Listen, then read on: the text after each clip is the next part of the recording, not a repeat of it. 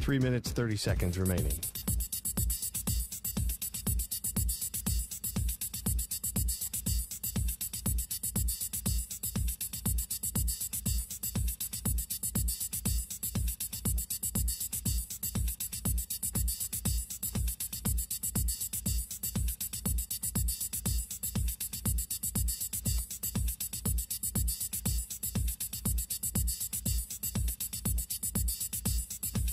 Three minutes remaining.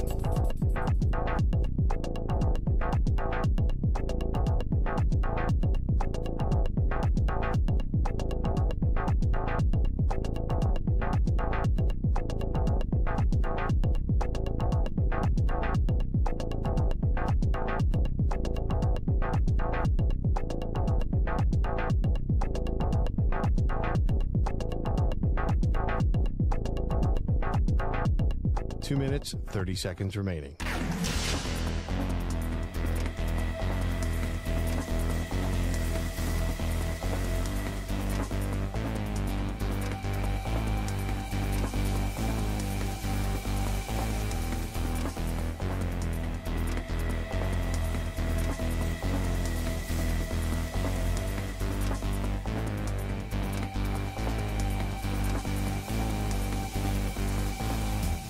Two minutes remaining.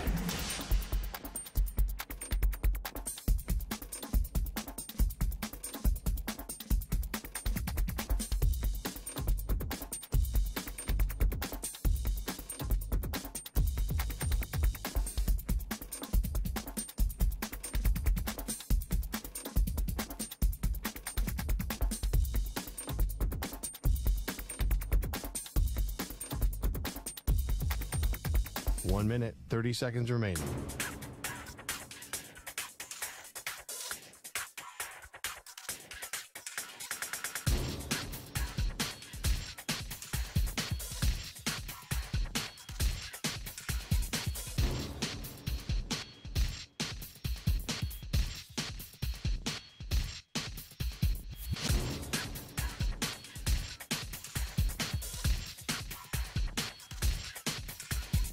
One minute remaining.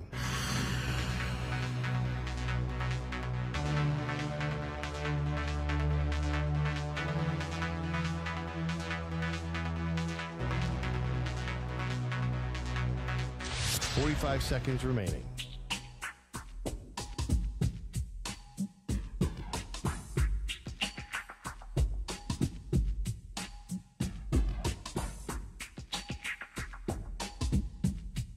Thirty seconds remaining.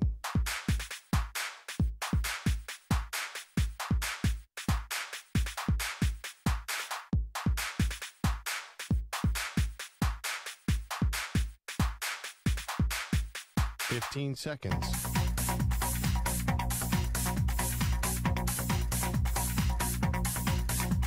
Break ends in 5 seconds.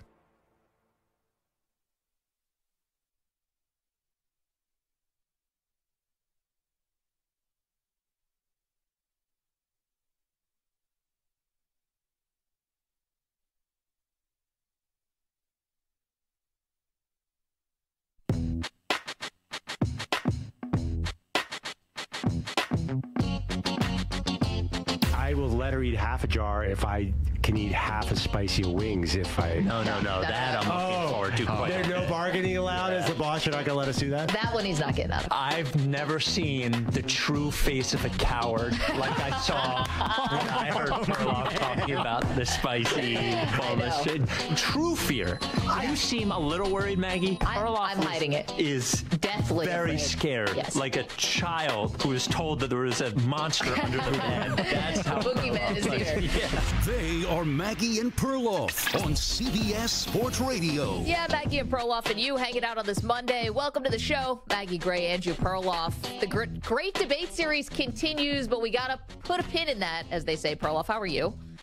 I'm fine, thank you. DeAndre Hopkins, we get to him first, as we are an hour away from the franchise tag deadline, striking not midnight, 4 o'clock Eastern. We'll learn the fate of Saquon Barkley. We'll learn the fate of Josh Jacobs.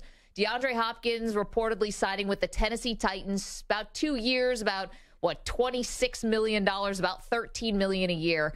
This is the most boring outcome we could have gotten with DeAndre Hopkins. What's boring about it? It's a perfect fit and the perfect player for the perfect team. There's no other way this should have gone. Perfect player for the perfect team. The Titans are, first of all, the Titans on the face of it are boring. They're kind of designed to be boring. By definition, they're AFC South, so of course they are. Right. No, but we think Anthony Richardson's going to be good with Indy, but they're kind of designed to be boring. Right. Because Derrick Henry, while it is exciting when he stiff arms guys and stuff like that, when you're running the ball 30 times a game, I mean, that's kind of a little bit more boring. You have quarterbacks on the roster. Does anyone really care what goes on with Ryan Tannehill at this point? I mean, maybe we get a little Will Levis. Maybe we get a little bit Malik. I couldn't care less about the Titans because I think they are right at the crossroads. You could tell me they're trading Derrick Henry at the trade deadline and they're going to tank this thing and try to get a top pick for a quarterback. I'd believe it. You can tell me that they might come in first or maybe a close second in the AFC South to win the right to get beaten in the first round of the playoffs, and I'd also believe that. Both outcomes pretty boring. Well, when I say it's the right player and the right team, no one needs DeAndre Hopkins nearly as much as Tennessee. I can't think of, there's not a single roster with less explosive players than Tennessee, which fits your argument. But their wide receiver room was calling out, they need somebody there. I mean, Treylon Burks just didn't show it last year, and he's young. So they need him badly. I think they need him even. At least New England can scheme up some things. I know they need Hopkins too, but Tennessee needs something other than Derrick Henry. So therefore, the other thing is, like you said, they could easily win 9 games and find their way into the playoffs. Listen, the Jags are winning that division. If we're going to give Trevor Lawrence and anoint him as like a top 10 quarterback, maybe top 5, wherever you have him, it's going to be near the top.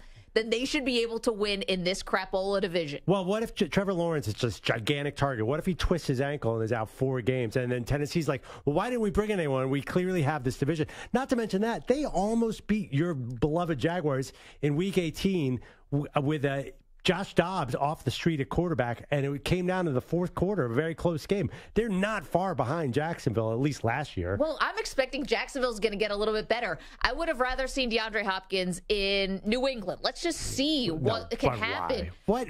I'd rather, that is the most boring option. Okay, because how that's about the most boring Kansas City? How about Buffalo? I mean, how about like a team that, okay, maybe they're going to spread the ball around a little bit more. Maybe they don't, quote unquote, need him as much, but it would have been a lot more fun. Like, I'm saying this as a neutral party. DeAndre Hopkins should, 5th receiver in Kansas City. How about on a Super Bowl contender? That's what I'm saying. Don't know. And Titans aren't that. And I don't think that the New England Patriots are either, quite frankly, but at least you get a little Belichick, a little AFC East. I mean, it's a lot more exciting right now than the AFC South. Will you agree with me that at least going to Tennessee gives DeAndre Hopkins a better chance of making the playoffs than going to New England? You go to the playoffs for the right to lose in the first round. Hell, they could even win a game when they were the number 1 seed and they lost to Joe Burrow and the Cincinnati Bengals. It's like, I'm not expecting a lot from Tennessee. And be honest, Mike Vrabel's clearly a great coach. This has nothing to do with him. He's gotten, as you said, almost beat the Jags. They had Josh Dobbs, who had just gotten to the building like 2 days before the game or whatever. He's a great coach. I couldn't be less interested in the Tennessee Titans this year. Yeah. I think if they traded Derrick Henry at the deadline, it'd probably be the smartest thing for him. I think, honestly, the drama would have been fun in New England because DeAndre Hopkins famously won't go to practice. So that would have been interesting to see him and Belichick fight. Bill O'Brien, former coach. Yeah. He's the offensive coordinator now. And then I would have liked to see in Kansas City when he's only getting 3 targets a game, would DeAndre Hopkins have been mad at that? That might have been interesting, but there's nothing on the field with it. First of all, New England is the most boring team in the league right now. I'm sorry, that might be their path to success. But they are just so screwed being in that division right now that anybody who's looking at that team must be like, well, I'm not sure I want to be there. And why would they invest in Hopkins? They never invest in anybody like that. He's the last player they would have brought in at $13 million. Yeah. That is just the anti-New England move. They're always fiscally responsible. So I'm not even sure how close they came. Like were they within $5 million of Tennessee per year? Okay, well, if they were within $5 million and they didn't go the extra mile, then that's a terrible move by GM Bill Belichick. No, he never does that. Coach Bill Belichick is going to be ticked off at GM Bill Belichick around week 8 or week 9 when things are teetering and they really need somebody. But in all seriousness, he does not seem like a New England type player. I don't know. Maybe he'll change when he gets there. I mean, Belichick's never had success bringing in these older receivers. Chad Ochocinco jumped in and was not good. I know Randy Moss was great. More left in the tank than Chad at the time, though. Chad was, how old do you think Chad was? He's probably 32. All these receivers are always a lot younger than I think they are. Hopkins is 31, so we understand why his market was suppressed. I think for the reasons you think that Tennessee is boring, I think those are the exact reasons why Tennessee desperately needed to try and do something. Because what if they're stuck in the playoff hunt and they have nobody to throw to? There's a really good chance they'll be looking at 2 or 3 games to determine their playoff life. Don't you think they want someone like DeAndre Hopkins there? So that's DeAndre Hopkins now going to the Tennessee Titans. I mean, of all places. Stu's with me. This is boring. Yeah, it's definitely not what you want. I would have liked a team that's a contender, even the Patriots, but the Titans are just listen, not good. It's a snooze. Who's got better odds to go to the Super Bowl, the Titans or the Patriots? Well, just purely by the division they play in, maybe because of the path. But I don't understand why people think Jacksonville's going to take a step backwards here. Jacksonville should be better. They had a 24-0 lead. They overcame a 24-0 deficit. No one thinks Jacksonville's going to get worse, but at least, the Titans were dead even with them last year. So at least you have a puncher's chance. New England is a distant fourth in that division. Look at their line. What is on that roster that scares anybody? Well, last year they came in third, obviously, in the division because the Jets were atrocious on offense, so they couldn't get anything going. But you're always one concussion away with Tua. I know Mike White is a high-end backup, but you never, ever know. Oh, so maybe they'll get up to third and miss the playoffs? Listen, you're the one who thinks that Aaron Rodgers, that this might not all be gravy and sunshine and rainbows when he goes to the Jets. Well, yeah, but there's no way he's not better than the Patriots. I think maybe I'm wrong on the Patriots. I think the Patriots are destined for an 8-9 record this year. I think they'll be better because they finally have a competent offensive coordinator. They were so bad last year because they had no offense. So who's taking a step back? You're saying if the Patriots are better than 8-9, that means somebody in that division has a losing record. It's going to be someone, and it's probably going to come down to injury. 855-212-4CBS. Yes, Sam. Here's the other part of it, though. In Tennessee, he's still the number one, but there's another number one there, so that he's not going to be double covered all the time. There's going to be, you got Treylon Burks on the other side. If he's in New England, he's getting doubled, tripled all the time. They got Juju. Devontae Parker, Kendrick Bourne, and Juju scares nobody. DeAndre Hopkins is getting all the coverage. So at least in Tennessee, he's going to get some open shots. He's going to get, and then when you have Derrick Henry, when you're stacking the box to stop Derrick Henry, and you got another good receiver on the other side of you, DeAndre Hopkins is going to get some numbers this year. Oof. With Ryan Tannehill throwing him the ball until he gets injured in what week? One more thing. I'm not hoping for that. So Will Levis is the strongest arm in football right now, right? At least according to him. I know, and he can't beat out Malik Willis, as he should not be able to. Willis has another year with the playbook, yes. Who would you rather have a quarterback, though? Proven Ryan Tannehill, who we know can at least play competent NFL quarterback, or Mac Jones, who's still a huge question mark? Well, whose ceiling is higher, Tannehill or Mac Jones? I'm going to go with Jones. They were probably drafted right around the exact same spot, weren't they? Tannehill was higher, I'm sure. Was he? I think Tannehill was 9. I think he was 8 by Miami, right? And Mac Jones was 15 or 14? 14 by New England. Yeah. But, or was he 15? But, I think Ryan Tannehill is clearly a better quarterback. Well, now we can look back on his career. Mac Jones is the higher ceiling. Hopkins' window, Mac better hit that quickly because Hopkins' window is small. Right. And obviously, these are not it's not like he was choosing between the Bills and the Chiefs. Do you think there's any way the Bills were getting up to $13 million a year for this guy? Absolutely not. But and if they had, just because they can't, because the quarterback's getting paid $1 gajillion. And if they had, you'd be like, what are you doing? That's where you're putting your money? I would have liked it. 855-212-4CBS. All right, so DeAndre Hopkins now is a big domino that had to fall this offseason. That falls, it goes the Titans' way. Now we tick down to see what happens with Saquon Barkley and Josh Jacobs. Now, the reason why we haven't been talking about Tony Pollard as much for the Dallas Cowboys is because Pollard is a running back, and when I say tick, it's the franchise tag deadline is today in about 50 minutes. 5-0. This tension is just crazy. I feel like we're in the middle of the action with this show today. It is tense. It is, because here are the stakes. If Barkley or Josh Jacobs do not sign the franchise tag or get a long-term deal done, that's it until next season. You cannot work out a multi-year deal during the season. So it's he'll just miss training camp, and then, 2 days before week 1, they'll get a deal done. No. This is the end. This is it.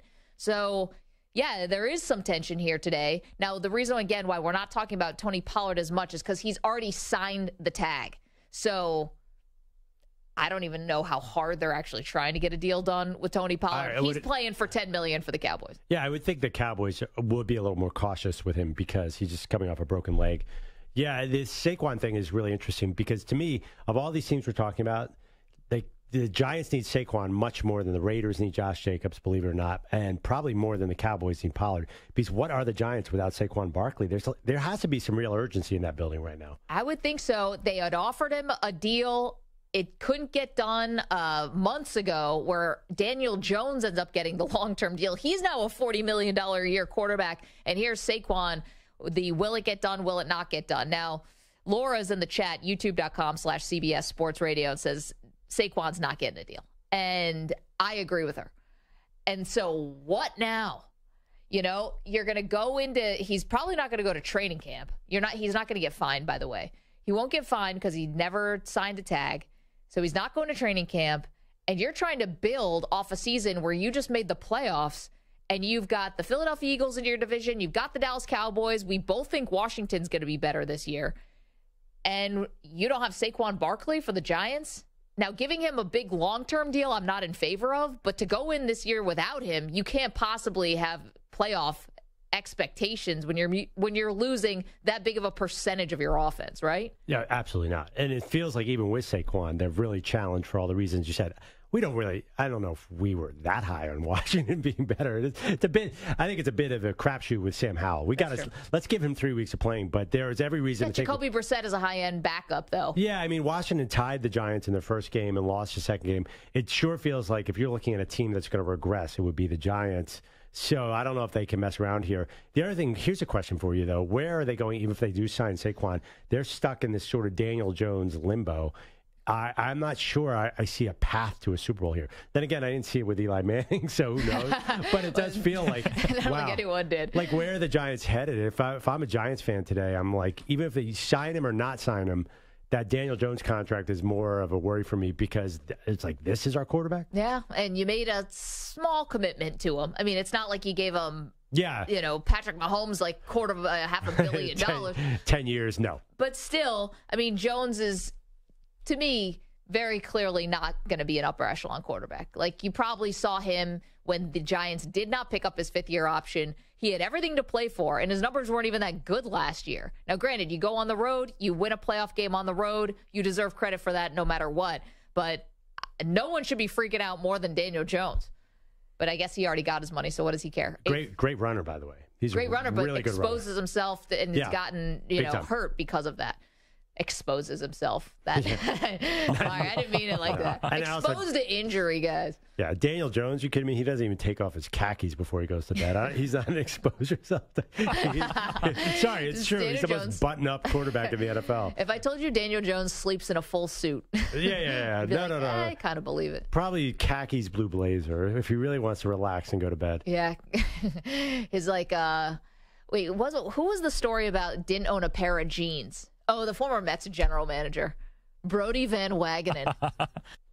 Brodie Van Wagenen. He was a former high. I couldn't help but say his name like that. Is he like a third? Brodie Van Wagenen the third? I think at least the sixth. He's I can a former see Jim agent. Harbaugh not owning jeans. He's a khaki guy. Khakis to bed? Khakis in the pool? Yeah. Harbaugh would own, if he did wear jeans, they'd have a pleat in them. Yeah, but he would definitely have like some dad jeans, like very baggy carpenter dad jeans or something. Dad jeans meaning like elastic band, or what is it? That's a mom jean. Mom jeans are the high-waisted, not flattering at all. And they have an elastic band that will stretch. That's famous. The dad jean is way too baggy and a little bit long on the feet and then higher up on the waist. That's a dad jean? That's a dad jean. I could see Harbaugh. Yeah. It's non-form-fitting jeans or dad jeans. Yes. I get it. With white sneakers. Yes. Oh, yeah. Like the Steph Curry. Yeah, the New Balances. Maybe. 855-212-4CBS, 855-212-4227. All right, lots to do today, including, hearing from you. You're welcome to weigh in on what you think is going to go on here with the franchise tag deadline today at 4 o'clock Eastern time, which is now 45 minutes away. Also, our great debate series continues. Now, this week is going to be a little different. Should we explain what we're doing before we go to break? Just give a quick tease. We had been doing lists over the last several weeks, and we had done Top 25 athletes since the year 2000. We did our best sports movies by category. Last week, we did greatest teams of the last 30 years. We did that by individual sport. This week's going to be a little bit different, y'all. What we're going to do this week is have one topic, and every day we're going to take a different angle to this one topic. The one topic, Michael Jordan versus LeBron James. And each day we take a different aspect. Today's aspect, athleticism. We'll get to that when we come back. Again, the great debate series continues. This week, it's Jordan versus LeBron. Today, we debate the athleticism. 855-212-4CBS, 855-212-4227. We get to that in just a moment. Don't move. Glad to have you on the Maggie and Perloff show. We're on CBS Sports Radio. We're on the absolutely free Odyssey app. We're on Sirius XM channel 158 and youtube.com/CBS Sports Radio. Come on in, say hi to the Weedos. You're in a 5-minute break.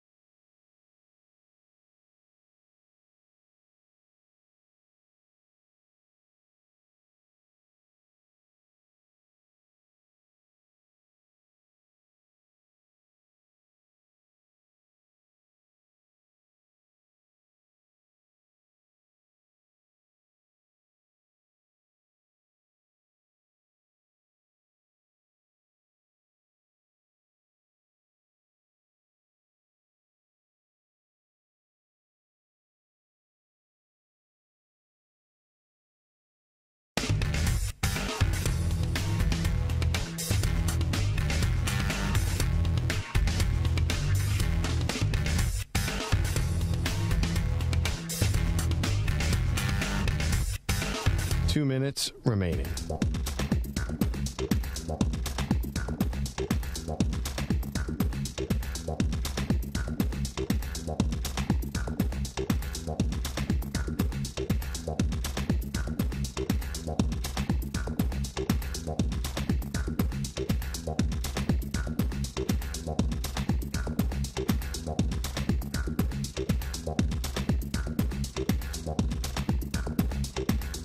One minute, 30 seconds remaining.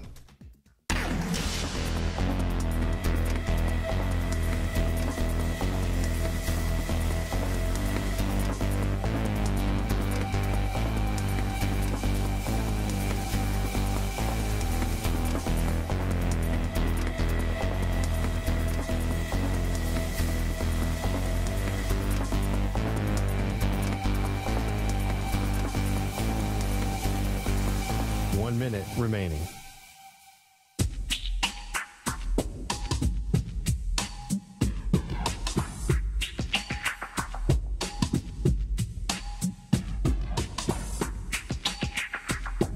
"45 seconds remaining.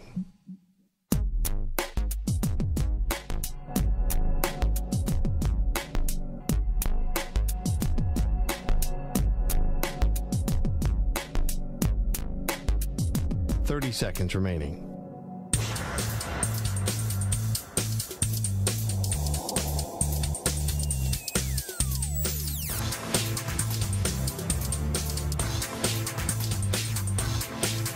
"15 seconds.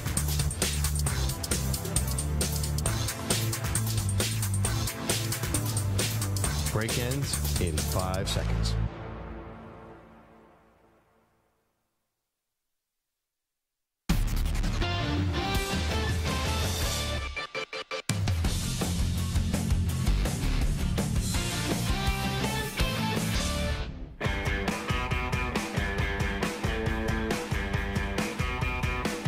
Welcome back to Maggie and Perloff.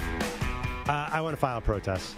Already? I'm filing a protest on the great sports debate week of MJ versus LeBron. I'm filing a protest right here. We haven't even done it yet. Well, we didn't even do it. Because the very notion of putting them up into a debate to me is wrong. It gets you in. No. Because it's like that's like who's a better outside shooter, Steph Curry or Andrew Perloff? Of course, it's Steph Curry. But just putting Andrew Perloff in the conversation, all of a sudden ups my ante. So you've already won in the sense that LeBron doesn't even belong in this debate, and you've already won by getting him the question out there. Okay, come on. To say that LeBron doesn't even belong in the debate is an affront, number one. He's the league's all-time leading scorer now, amongst many other things. Of course he would belong in the debate. Well, no, not in a. You could debate 2 versus 3, but for me, there's no real debate. 1 versus 2 is something done by the LeBron acolytes to get LeBron into there because there's no real debate. You want to know what this is? This is the Jordan people getting in their feelings. Yeah, this Jordan is the people, Jordan people called the massive sea of NBA fans just the Jordan people. No, this is the Jordan people. It's like, I'm not even going to debate you because it's not worth it. Then because the numbers and some of the other things that the LeBron people bring up are pretty valid, and the Jordan people don't want to acknowledge that LeBron has a case. Well, next week are we doing MJ versus DeMar DeRozan? Is that how we're going here? Like, you can't just say that they're like. Of course, Michael Jordan's number one. So I just want to get that out there, and then once I get that out, I can do the debate all week. I just think that I'm doing a giant favor, like the old debate: who's a better-looking person, Brad Pitt or Andrew Perloff? Brad Pitt doesn't belong in that conversation at all. I would see Brad Pitt stealing the scene at Wimbledon this weekend. What is going on with that guy? My wife's like, he looks better now than he did in Thelma and Louise 45 years ago. Anyway, that's beside. You men? Why do you age? You age better. Well, and even Brad Pitt is even good at that. My point is that just having this debate to me is giving validity to it that I don't necessarily think it deserves. But that being said, I just had to get that off my chest, and now I will jump into the debate. Here we go.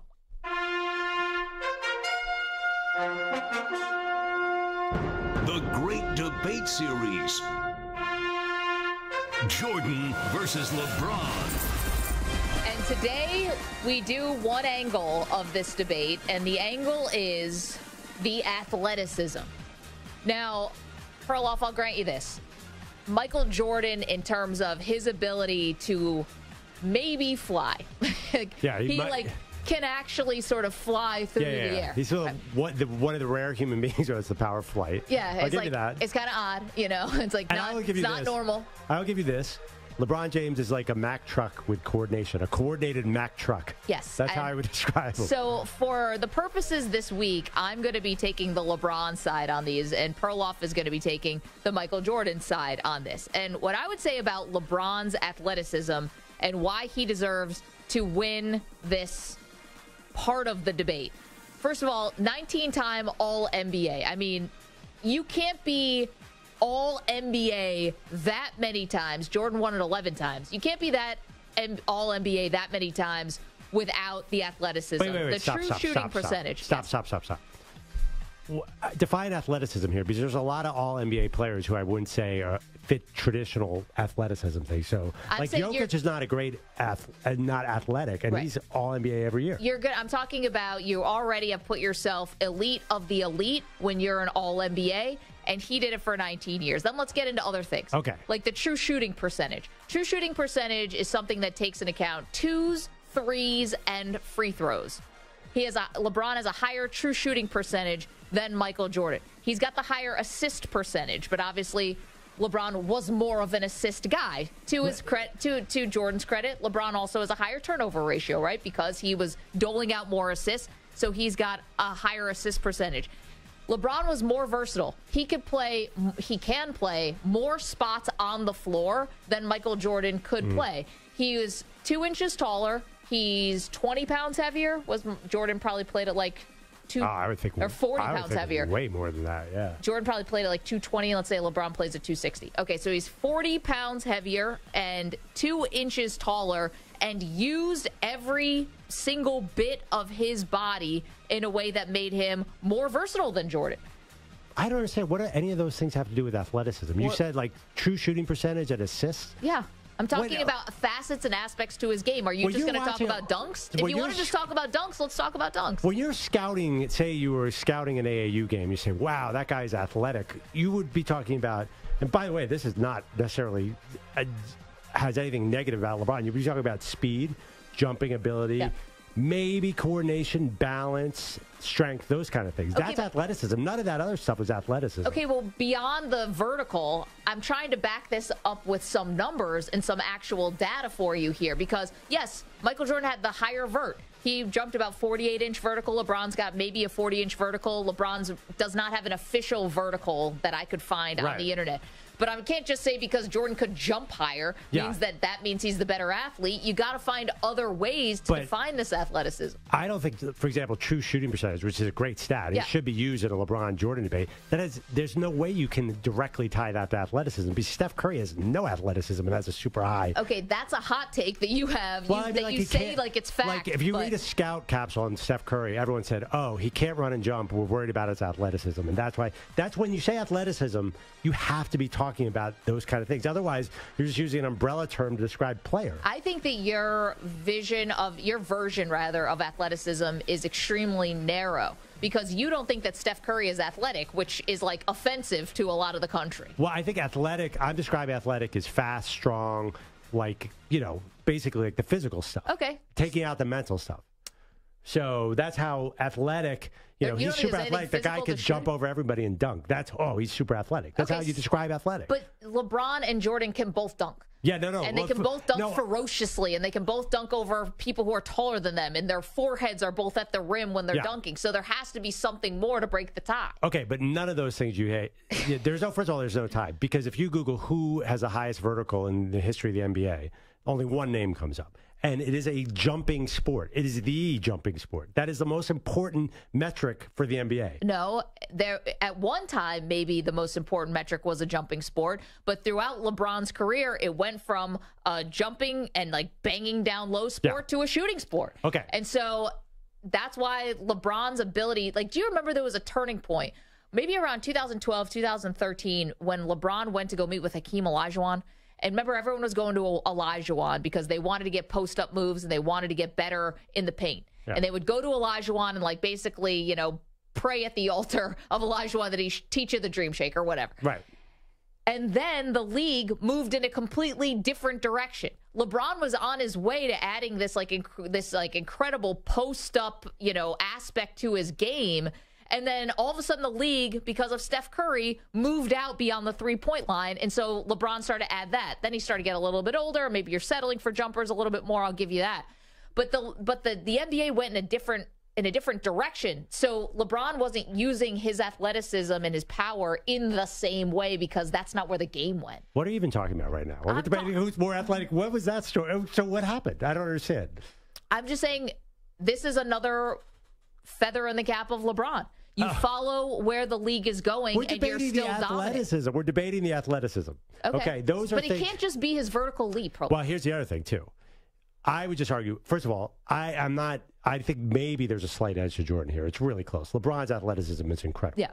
Because he's bigger, faster, and stronger than everybody. I would just say the one thing that I think gets underrated about Jordan, the stuff that he could do in midair, nobody else could do. Like, he could jump up there and still do stuff in the air. LeBron's good at that too. He's obviously LeBron James. Yeah. But it was just so unique, the ability to contort your body in the air like Jordan. Also, I'd give a slight edge to Jordan. Jordan was always the most balanced player on the court, on both sides of the court. He's unbelievable at sort of just like moving his body a certain way. LeBron is also very good at that. Yeah. But he's a little bit, I call him a Mack truck. He's a little bit like he starts heading one way. One more thing about LeBron. Even this year, at old LeBron, you saw him, he would beat his man and drive down the lane, and everybody in today's wimpified NBA is just get out of the way. Right. If he had played in the 90s, he would have run into Anthony Mason and Charles Oakley. There's no way everyone would let him have all those downhill layups. So a huge part of his game is defined by this weak three-point shot, because now every team, all they have is a bunch of skinny 6'5" guys to guard the three-point line. So nobody can stop LeBron once he gets downhill because he's so strong and fast. Okay. So he's very strong and fast, but still, Jordan, I give an edge because of sort of the ballerina and midair stuff. Okay, That's my the ballerina argument. midair stuff, fine. We said Jordan can fly. This is like he's that guy. So who can do that? And LeBron is more, just bull rush to the basket, maybe at his athletic peak. But you can't knock LeBron that he didn't have to get the arm bar from Anthony Mason just because that's not the era that he played in. That's not really fair, because I would say if LeBron was playing in the Michael Jordan era in the 90s, he would have been doling out as much punishment as he would have been receiving, which Michael Jordan wasn't doing that. First of all, Jordan got huge by the second time. I don't know, maybe got a little help. All I'm saying, Jordan was not small. Let's not pretend that he was skinny. No, but he's not 6'8", 260. Right. LeBron looks like a tight end. Well, you talked about LeBron pivot points. Obviously, famously in The Last Dance, Jordan put on a lot of weight to vie with those tough teams. Right. So he sort of changed his game, became a little less vertical. But that's what I was saying about LeBron. He also changed his game and had to become a little bit more of a shooter when I think he was about to add these incredible post-up moves, of which Jordan had great post-up moves too for his position, obviously. Yes. But anyway, so the gist of my argument is just what Jordan did.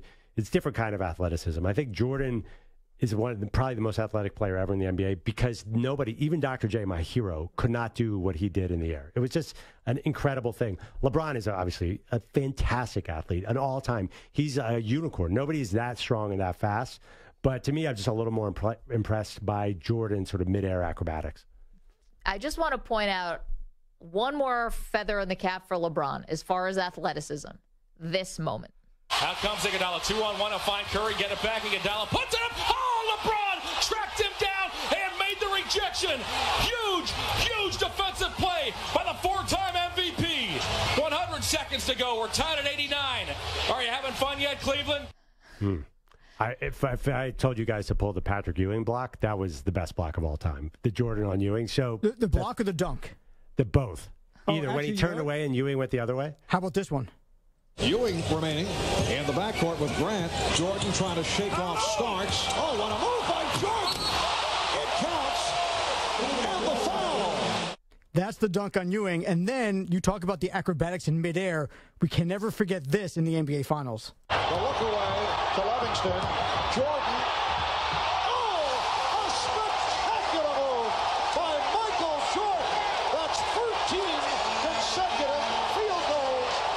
Looks like Michael Jordan's trying to find a way to miss his shot. Instead of taking the easy one, he tries to make it hard and still comes up. He's saying to the fans, I love it. I mean, why did he switch hands? He had a wide open left with the right hand, and he went to the left for no reason, but it was amazing. I mean, I love the sound, and it's great, and it's exciting, but you cannot help a debate about athleticism between two players by playing Marv Albert radio calls. It doesn't really serve the listener much to be like, oh, the dunk by Jordan. We get the excitement, though. 855-212-4CBS, 855-212-4227. So that is the topic for the week. LeBron versus Jordan. Today, though, we could take a different angle every day, and today is athleticism. And right, by the way, I'm arguing for Jordan, I think, and Maggie's arguing for LeBron. That doesn't mean that and you probably are not viewing it this way, that doesn't mean your guy has to check off every box, does it? Like he has to win every box to win this debate? No, I mean, I think you and I can have a reasonable debate. I just think that generally I'm going to be taking the side of LeBron all week, and I think generally you're going to be taking the side of Jordan all week. Are we doing anything that's talking about closing? Because you're going to take LeBron's side on that? We have many categories. Well, I feel bad for you. We have many categories. I can't wait to see that. All right, see you guys on the phones. That might be one that's unassailable. And I'll give you passing, by the way, if you want it. But that passing is for it's not for closers. Well, I was going to do the coffees for closers, but I don't know how many people have seen Glengarry Glen Ross. 855-212-4CBS, 855-212-4227. Okay, you want to weigh in. The debate today, Jordan LeBron, athleticism, though, that's the category that we're talking about today. Coming up, it is the best idea we have heard in quite some time. This one got us all lit up. We'll get to that in just a moment after this CBS Sports Update. Hey, here's Rich Ackman.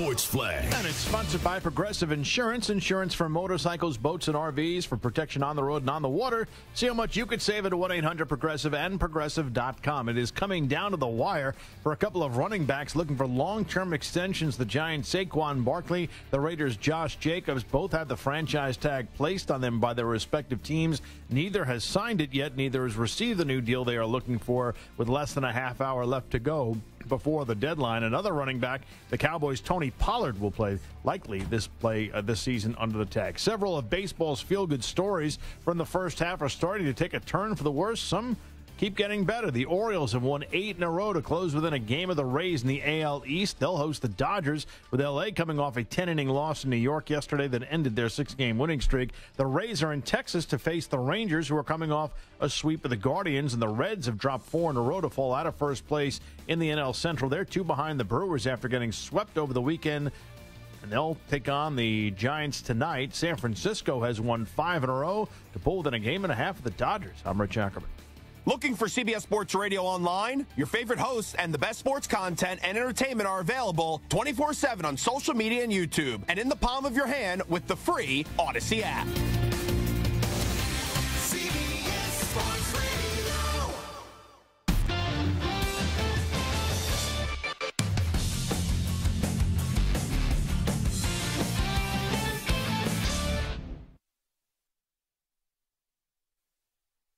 'You're in a 5-minute break.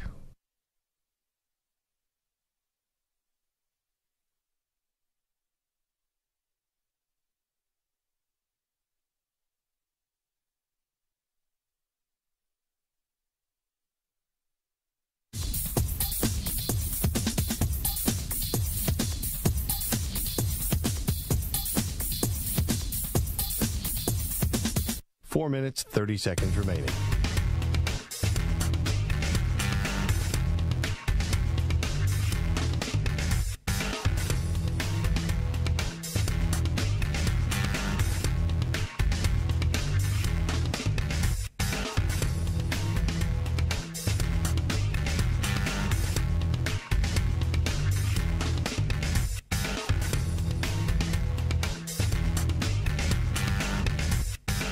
Four minutes remaining.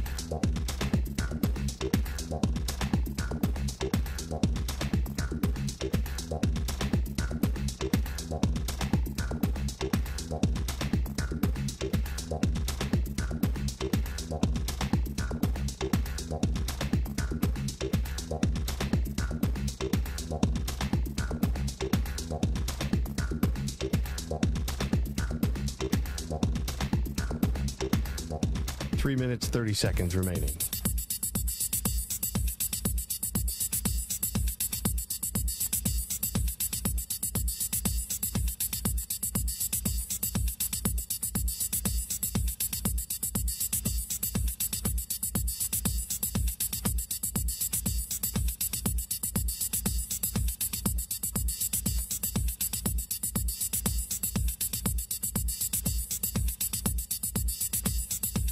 Three minutes remaining.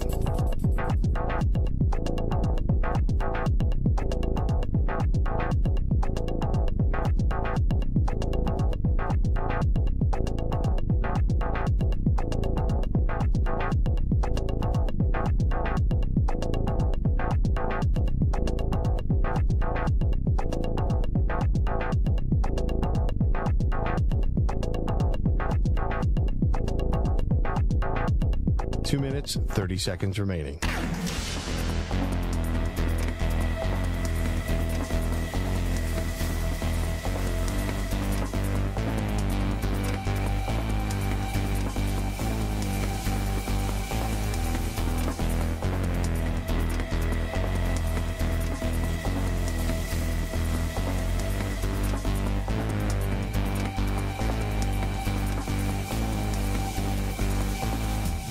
Two minutes remaining.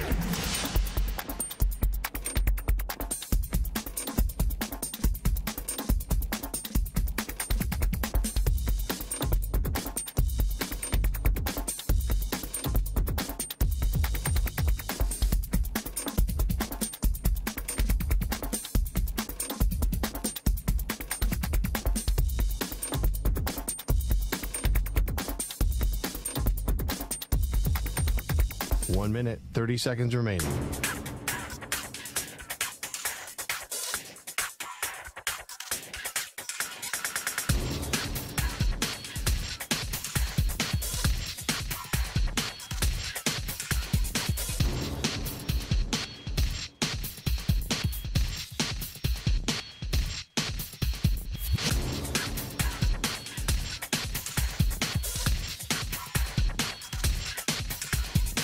One minute remaining.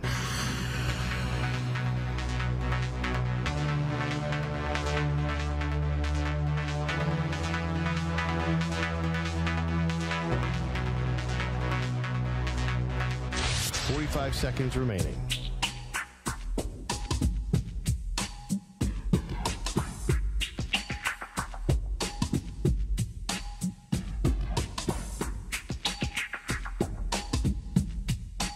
Seconds remaining.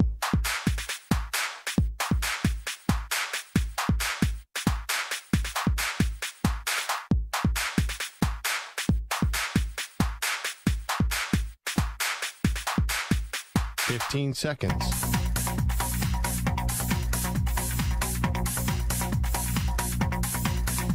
Break ends in 5 seconds.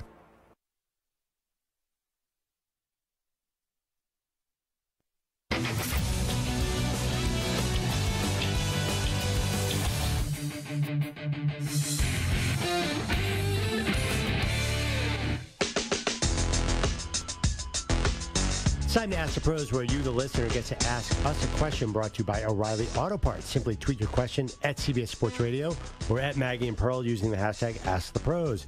Be listening later in the show when we might answer your question. Think O'Reilly Auto Parts for all your car care needs. Get guaranteed low prices and excellent customer service from the professional parts people at O'Reilly Auto Parts. Hey, there's one more little protest I have about Jordan versus LeBron, which is our theme for the Great Sports Debate Week. Yeah. And I think we did a good job on this. But one thing I don't love about these debates, and I know you don't love either, it doesn't mean you have to denograte the other party. No, definitely not. We're talking about the two greatest players of all time, however you want to slice it. Well, I mean, listen. You're talking about one of the greatest two players of all time. Okay. Maybe two, three, we're getting into debate. All right. But again, I don't want to denigrate anybody in this debate. Not denigrating the other person, yeah. Well, I mean, like Kareem and... But you started this entire thing saying that you're doing it under protest because no one should even... that Jordan can't even be debatable. And I think that's Jordan people and their feelings about LeBron making a good case. Well, I think because LeBron is out there now, there's a... Jordan versus LeBron debate, but in 30 years, I think people are going to be like, oh, Jordan was the number one. And then some nutty news going to come along, Scoot Henderson versus LeBron or something. I don't know. Sure. I'm just saying that to me, it's not the greatest debate. I think it helps LeBron to be in this debate. I think it's a feather in his cap that he's even in this debate. What does he have to do to get in the debate then? Like, it's already for people passed. Like you, there's no chance. Why? Because he didn't get 6 rings? No, because he's 38 years old. He already had the bulk of his career. No, I know, but like... What about him falls short to you if we're talking about all-time great players or the best player? Nothing falls short. He just wasn't quite as good as Jordan, and Jordan proved it by winning every championship at his prime. Okay, but LeBron only went out in the first round of the playoffs once, whereas Jordan went out in the first round of the playoffs multiple times. They only had to do best of 5 back then, and he took multiple years off when LeBron didn't take multiple years off. So it's like to say that it doesn't even deserve a debate is not right. It deserves a debate. LeBron has made a case. Not to me. Well, And also, too, I think that's over time that will not. I mean, if you're writing an all-time list of great players, doesn't it feel weird to put Michael Jordan number 2? That feels so weird to me. Like, I've never seen a real, like, reputable list that has Jordan number 2. But but again, I don't want to denigrate either player. So it is. I'm not going to denigrate either, but one of these players doesn't deserve to be in the debate. That's exactly what you're doing. Yeah, and I do think LeBron is a very solid number 2 for now. 855-212-4CBS. Let's go to the phones on this. Again, we're debating the athleticism of the two players. Wade is in Oregon, wants to weigh in. Hi, Wade. How are you? Hey, Maggie Starplowski. How are you guys? Doing great. What's up? I can call. Yeah. So, we got to get you guys to the Southern Oregon coast. My goodness. Definitely. I'll take you to world-class golfing, fishing, you guys name it. Little copperhead salmon on you? Salmon, tuna, halibut, lingcod, you name it. On my dime. I got it. Plus world-class golf at the Bandon Dunes. You guys just got to show up. Anyhow. I'm there. I said I'd get into a van with Ryan from Santa Barbara. I'm definitely going. Is this road trip number 3? to hang out with you in the South Oregon coast. The whole country is, sweating in 100 degrees at 68 degrees here. Bright blue, sunny sky. You can even wear a jacket if you want. Anyhow, so I've not. First of all, I'm blessed to see both players, right, in my lifetime, and I've seen Jordan beat my Blazers a few years, and LeBron, though, he is about the only player I can remember that can play all 5 positions effectively, and I know he doesn't do it too much anymore, but that is something that I have not ever seen from anybody else. They're 2 different eras, also to consider. But I would tell you this, and maybe this is for later on in the week. I know we're talking about physicality, athleticism. Yeah, athleticism. Yep. But if it was a 7-game series, I would take LeBron. However, if it was a 1-game winner-take-all, I would take Jordan. And that's just because I've seen him take over games, and I think he can do it. Well, and Wade, to Perloff's point, and thank you so much for the call, and we do want to get to the South Oregon coast. I've been lucky enough to to go there on a road trip once, and it's beautiful and so memorable, and I can't wait to get back. But that's your point about the closers. Like, yes, I'm not going to debate you that Jordan was a better closer.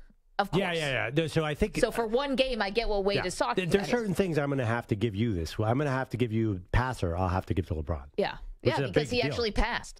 Well, he's a great all-time passer. By the way, Magic could play all 5 positions. And started famously at center in the finals, yes. But one thing about yes, obviously, and I will give you this, LeBron could win a Game 7 over Jordan because Jordan has no experience in Game 7s of finals because he always won them easily, whereas LeBron had to basically just fight to the very last second to eke out a few championships. Let's go to Brandon. He's in Topeka, Kansas. Hello, Brandon. How are you? Brandon, you up, dude? No, we're going to put you on hold. So this is where you can weigh in if you want to talk a little LeBron and Jordan this whole week. But we promise it's not going to take over the whole show because, okay, we'll try Brandon again. If he's not there, we're moving on. Brandon. I am here. Thank you so much for that. Love it. I can't do it, man. Sorry, his connection is so bad. Let me move on for a quick second, and we'll get all that straight out. This is one of the best ideas I've heard, and maybe because it's tapping into our nostalgia just a little bit. You know, I wasn't in love with the home run derby this year. I thought it got a little boring to me, whatever, a little stale. It looks like Major League Baseball is thinking about a Legends home run derby for next year. Okay, with a baseball or softball? Baseball. I don't know. It doesn't matter. Well, I feel like a softball is kind of appropriate because Ken Griffey looks like a softball player now. Well, I didn't say who was in it yet, but there you go. So these are the legends who have already expressed some interest in doing a home run derby. Ken Griffey Jr., as Perloff said, David Ortiz, Albert Pujols, Jim Thome. So far, that's who they got. Your face lit up like Christmas when I said this to you. I feel like Albert Pujols just was playing last year. That seems an unfair advantage. Well, the question is, where's Barry Bonds? Well, yeah. I mean, he's not going to go in there without PEDs. So he's right. I mean, he's lost like 100 pounds basically since he retired. Yeah, what would he? He's going to look a little. You can't hit 73 homers on the juice and then come out in a home run derby not juice, unless he's going to pick up drug again. Yeah, but I mean, this isn't. These aren't like, you know. You're not going to do like what they do now, which is timed. So you're basically swinging as much as you possibly can over 2 minutes. Their arms would fall off. I mean, these guys are old. Yeah. No, I get. So you do like 2 innings. You know how they used to do it, where every non-home run is an out, and then each guy gets, put it on teams. Each guy gets 2 innings, and you play 9 innings or whatever. Feels like Pujols has an advantage because he's a little young, just a little younger, closer to the game. Now, Barry Bonds, what are the odds that you would give of him showing up? Because I give it a 0.0. I don't think he needs money, but here's the thing. He's trying to get back in the good graces, right? Yeah. He thinks that he's been vindicated. We went through that story last week, a little bit delusional, but he believes he's been vindicated, so why not try to get back in the good graces? Just show up like nothing ever happened. If he is not on the juice, he will hit a lot of doubles. There's no way. He's not going to get his butt kicked or even risk getting his butt kicked here. So I would be shocked. Also, too, he's obviously famously a misanthrope who would not want to sort of participate. Because this sounds like super fun, and Barry Bonds are not in the same Generally, category. They don't go in the same. But how about McGuire? I was thinking, would they do McGuire versus Sosa? Is McGuire's back okay? Ooh, McGuire versus Sosa would be fun. I mean, Right? Sosa I loved, but, I mean, he's gone off the deep end, right? Well, it's just funny where it's like they saved the league, then how dare you cheat the game? And now to bring it full circle, here you are, fed it at the All-Star game with a home run derby would be a real turn of events. Those guys are probably a little old, too. That's why they'll go with these safe guys. Pujols, who'd you say? Pujols, Griffey. David Ortiz. And Jim Thome. David Ortiz was in the Mitchell report, but he's pretty safe. He's going to get in first ballot Hall of Fame. Yeah, Thome. I mean, Thome was country strong, right? He never lifted a weight, just ate steak every morning his whole life. We're believing that. Michael is in Ohio, wants to weigh in on our LeBron versus Jordan. We're doing it all week. Today we're talking about athleticism only. Michael, what's up? Hey, how are you guys today? We're good. Hey, I think, Perloff, I think you're taking way too far of a stance on LeBron being not as good as he is on this one. And I think the reason why is I think you're just so sick and tired of hearing about LeBron since he's been in the league, and he's been so dominant. I think he has the highest player in NBA 2K, or highest rating in NBA 2K3 this year also. So he hasn't really fell off. He has a little bit since when he was in his 20s or playing Miami, but I would like you to name one NBA player since the NBA started that could have taken any of those Cleveland Cavaliers teams with Zydrunas Ilgauskas and Mo Williams and Drew Gooden to finals year after year. And yes, he did lose to Greg Popovich and Tim Duncan and Manu Ginobili and Tony Parker with Boobie Gibson and Mo Williams. I don't know any other NBA player that could have taken those Cleveland teams to a finals. He only made one final. And by the way, the East was terrible back then. He would have been like the 9th seed in the West that year. Yeah, they made it to one finals. They got swept by the San Antonio. Michael, thank you so much for the phone call. But but Michael, the point made. I mean, no. Listen, he put the Cavs back on the map. Unbelievable. And the how long he's been at top is a huge argument too. No, I totally get that. Michael's absolutely right. According to NBA 2K23, so he's 5th, but he's actually kind of tied for first. So he's right up there, but he's actually listed as 5th. See, that's fascinating to me. He would have one of the highest ratings on 2K23. This is 24. A part of me. It's year 21 for the guy. All right, more Maggie and Perloff. Don't move.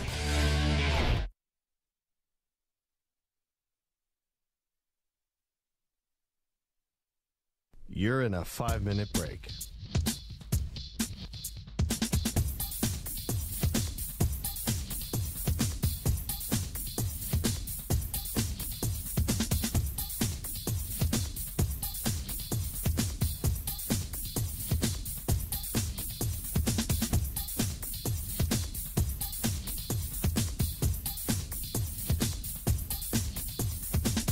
Four minutes, 30 seconds remaining.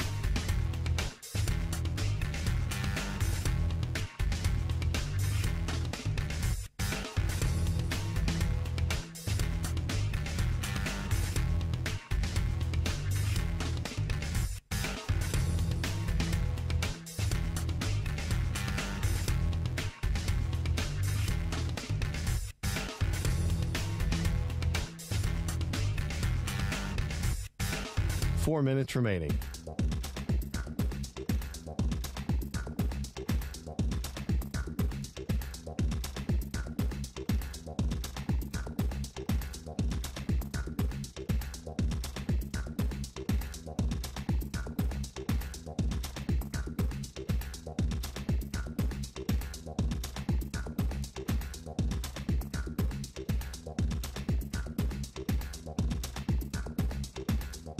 Three minutes, 30 seconds remaining.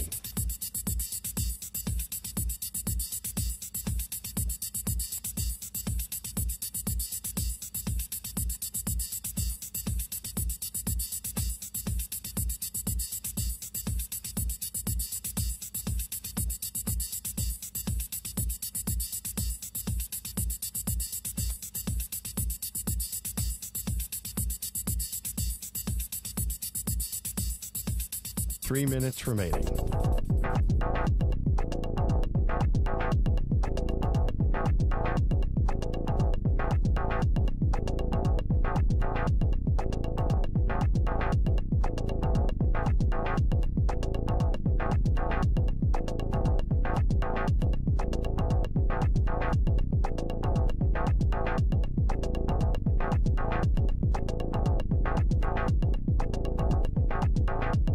Two minutes, 30 seconds remaining.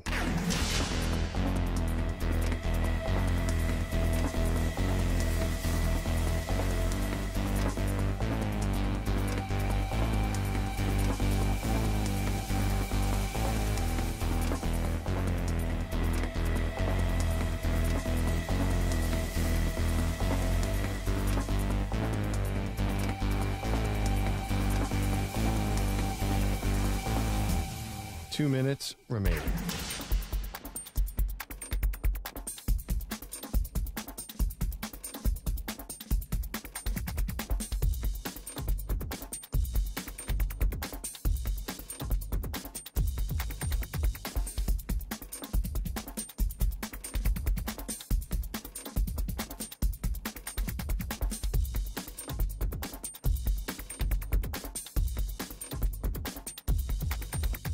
One minute, 30 seconds remaining.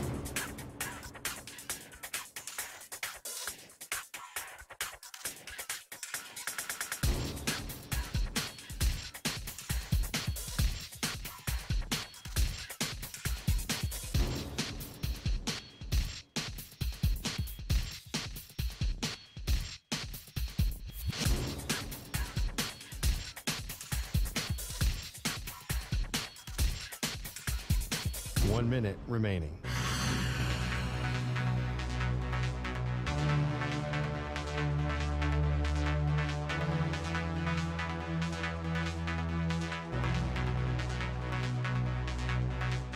Forty-five seconds remaining.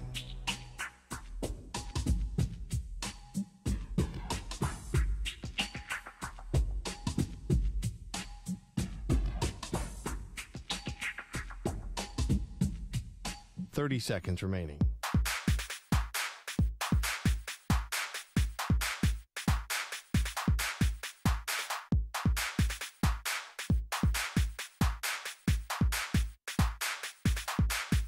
Fifteen seconds.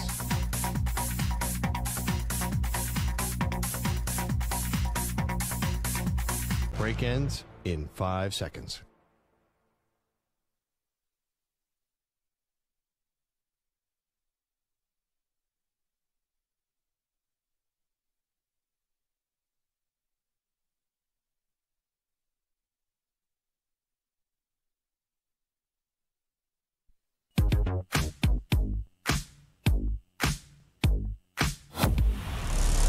Boy, there's a lot of jelly left. I thought she was making progress. There's a lot of jelly left. I told you. She needed to hear. Fake lifelines that Oh you my were gosh, giving me. I think this is going to end up worse than the peanut butter challenge, and I was sick for 4 days. Oh no! I'm like, my hands are shaking. No, this is going. This is all the This is sugar. going terribly awry. Do you want to take a small break and then maybe we assess your vitals? I kind of want to just drink a little water and maybe Yeah. stand up. Why don't we maybe do- just start running out of the office. Honestly. Whoa. Real talk here. That was just a really big bite there. Can we get some makeup? You look green. Please don't tell me I need makeup. That's mean. They are Maggie and Perloff on CBS Sports Radio. Welcome into the show. Saquon Barkley tweeting out just about a minute ago, it is what it is. It means no contract extension for the Giants running back, or at least that's what I'm assuming, as the franchise tag deadline Perloff has just ended. Yeah. Boom. And nothing from Josh Jacobs yet. Those are the two running backs we're keeping our eye on because Tony Pollard of your Dallas Cowboys has already signed the tag, so there really wasn't much urgency to get something done. He can't hold out. And Evan Ingram, who was also a tight end who had been franchise tagged, came to an agreement on an extension yesterday with the Jacksonville Jaguars. So that means Saquon and Josh Jacobs were kind of the two guys left standing. So here's Adam Schefter confirmed all those guys are not going to resign. Yeah, this is a great tweet from Schefter. With no long-term deal for Saquon, Josh Jacobs, and Pollard, the last time a running back signed a long-term contract worth $10 million or more per year was Nick Chubb in 2021. 3 years ago, or actually 715 days ago. So it's going backwards because McCaffrey was like 16, Camaro was 13. We're going in reverse here for the running backs. What's it going to be? That's a great point. In 2 years, there's going to be even less money for running backs. It seems like this is a flaw in the system. Like Saquon kind of, I understand, I totally understand why the Giants don't want to invest in him, but it feels like these guys are getting kind of screwed. Well, they are, but I think you're going to see more and more running backs get drafted now. So maybe they're not getting that second contract, that really big one, but maybe you see more guys like we saw Bijan Robinson and Jahmyr Gibbs both get taken in the first round this year. Maybe you're getting some of that more guaranteed money up front. Yeah. I mean, Saquon Barkley is the second overall pick. I mean, he at least has some upfront guaranteed money from going that high in the draft. And hey, $10 million, that's something. No, I know. Like, we can't compare it to you and I, like to regular people. No. But I'm saying even for an NFL player, at least, listen, they're getting those. I'm so sorry. I would jump on that $10 million because you mentioned the trend is not going well. I would do any kind of deal now because in 2 years, I think there's going to be even less money for running backs. So if Saquon plays hardball, I'm not sure there's another big contract down the road because teams are just wising up. When's the last time a highly paid running back has won anything in this league? Nothing. There hasn't been a Super Bowl champion with an expensive running back in probably 20 years. Okay, well, according to Deebo Samuel, but then I guess he sort of walked it back on Zach Gelb show. But if Brock Purdy hadn't gotten hurt, he thinks that the 49ers would have beaten your Eagles by double digits. Now, I don't know if that's the case, but that would have been Christian McCaffrey on that team, and we would have said there's a high-priced running back. That's a pretty big if, considering they lost 31-7 in the NFC title game. I know, but their quarterback couldn't even throw the ball left-handed. And that was like a midseason trade where they had that team built up. But, like, I understand that like running backs fall off at like 29, 30, so teams after that second contract don't want to give an extension, but like that second contract, they're 24, 25. I don't understand. I really don't understand. Saquon Barkley's been hurt though, so like you can understand. He's coming off of a great year, but it was only 2 years ago. I'm not specifically talking about Saquon. I'm just going back to this whole trend that running backs are getting nothing. Josh Jacobs is still young enough that he's got 5 or 6 years of good football left that he can make enough of a difference. I don't understand why backup wide receivers, third-string wide receivers are getting more money than the best running backs in the NFL. Like, running backs are valuable, aren't they? They're still important. If you believe Perloff, he says wide receiver is the new running back. We're going to start cycling through them all. Listen, I think there's a couple things. Number one, it's about your value over replacement, right? It's like, the running backs, Saquon Barkley is great. Christian McCaffrey is great. Derrick Henry is great. Josh Jacobs is great. But are the guys, would you rather have 2 of them who aren't maybe as talented, but 2 guys maybe for the price of 1? Not to be callous about it, but it's like a simple equation there. And let's also be honest about another thing. All the money's going to the quarterbacks. The salary cap can keep going up and up and up. Perloff, it just means the quarterbacks are making more. And ironically, the quarterbacks are arguably underpaid, too, because if it was an open market, Mahomes would probably get more money, $20 more million than he's making. But look at the last few Super Bowl winning running backs. You had Kansas City with Isaiah Pacheco. You had the Rams with who played in that Super Bowl? Cam Akers? I can't even remember which scrub they put back there. You had Tampa Bay with Leonard Fournette off the trash heap for all intents and purposes. You had the Chiefs with, who was their first running back? One of the Williamses. There's no running backs. Like, you win a Super Bowl, it's because of other things than running back. And teams are smart. I think it's really the Isaiah Pacheco killed the running back market more than anybody. Seventh round pick out of Rutgers. I know, but is that fair? Because if he hadn't been playing with Mahomes on that Super Bowl favorite anyway, would he have had the same kind of impact? I love Pacheco, but he also found himself in a great situation. I think what the NFL now is, and we all know that this changes when it gets to the playoffs. You have to be able to run the ball in the playoffs, but it's about running the ball, stopping the run. It's about being able to pass and getting to the quarterback. Right. And that's... So if you're a young player, by the way, you used to want to play running back. That was the premier. Now, if you want to make money, you're going to switch to defense. I'd rather play corner. Yeah, I mean, it's going to be hard. If I can. It's a kind of a different build, but yeah, you want to play corner. First of all, corner, you don't have as many head injuries. It's a great spot, but you have to be so fast. So I think these running backs are going to move to defense. That's what, I mean, the market eventually will catch up, and running backs will be like interior linemen, just less valuable. That's how it works. I know, but some of these running backs are kind of short to be an interior lineman. No, I'm not saying they switch to interior linemen. I'm saying they'll switch. Like, interior linemen and running backs don't get paid a lot. Like, there's just a reality. Like, if you're a big, tall left tackle or you're a big, tall wide receiver, you're going to make more money. Right. So my point is, like, there's just some positions don't get paid, and running back is now that position, so move somewhere else. But for some guys, their body type is going to dictate where you play. Like, is there another position Saquon Barkley could play on a football field? I don't know. I'm sure. I think he could be like a safety. What is he, 6 foot? Jeffrey Howell's in the chat. You want to watch the show? Come on in. YouTube.com/CBS Sports Radio. He says running quarterbacks and pass-catching tight ends have devalued running backs. I mean, the whole game is devalued running backs. Yeah, but when we get to the postseason, you know as well as I do. That's a lot. Especially in cold weather, depending on where you are in the country, you want to be able to run the ball. Show me the team that's doing that. Well, the Kansas City Chiefs ended up needing Isaiah Pacheco on that run. Well, right, but they could have run anybody. I mean, obviously. This idea, what has Derrick Henry ever done? I know, but Clyde Edwards-Helaire was not even active for the game, remember?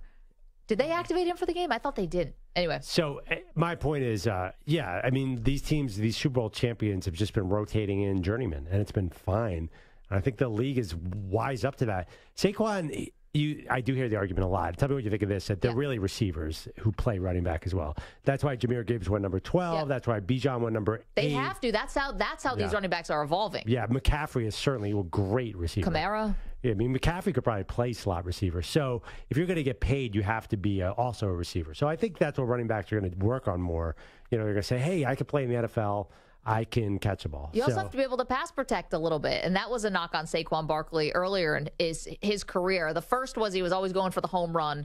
Couldn't just get you the dirty yards. Couldn't just get you, if you need 2 yards, it was not always a given.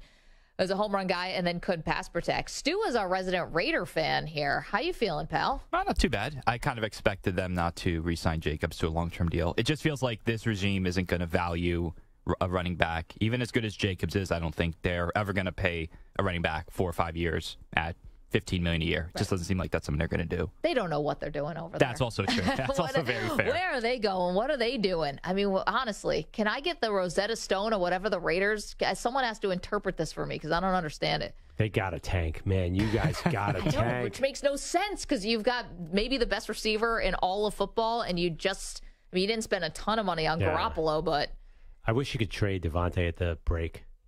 You can. They will. They might. If they're really that bad.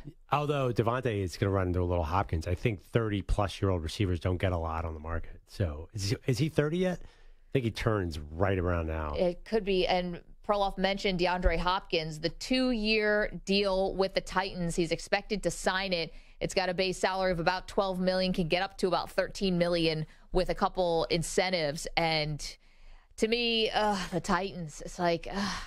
that's the most boring place he could have gone. I thought he wanted to go to a contender, and no disrespect to Tennessee, but is anyone putting them in real contender status? Like, they're iffy to even make the playoffs, let alone be a contender. Well, I mean, really, the only 2 teams that made him an offer were New England and Tennessee, right? Did anyone else? And the Chiefs were the third that may not have made an offer. So, yes, the Chiefs would have been a contender, but New England, I mean, what is he? It's going to be December 14th, New England versus Buffalo, and they're going to throw 3 passes in a game. What the heck is DeAndre Hopkins going to do there? That's a place where wide receivers go to die. Yeah, I know, because Tennessee, everything's been so great. You give Derrick Henry the ball 30 times a game. If I'm DeAndre Hopkins, I'm going there 10 times out of 10. At least it's warmer. You might make the playoffs. What the heck is the point of going to New England and playing for that ogre, Bill Belichick, and disappointing a million loyal fans? Ogre.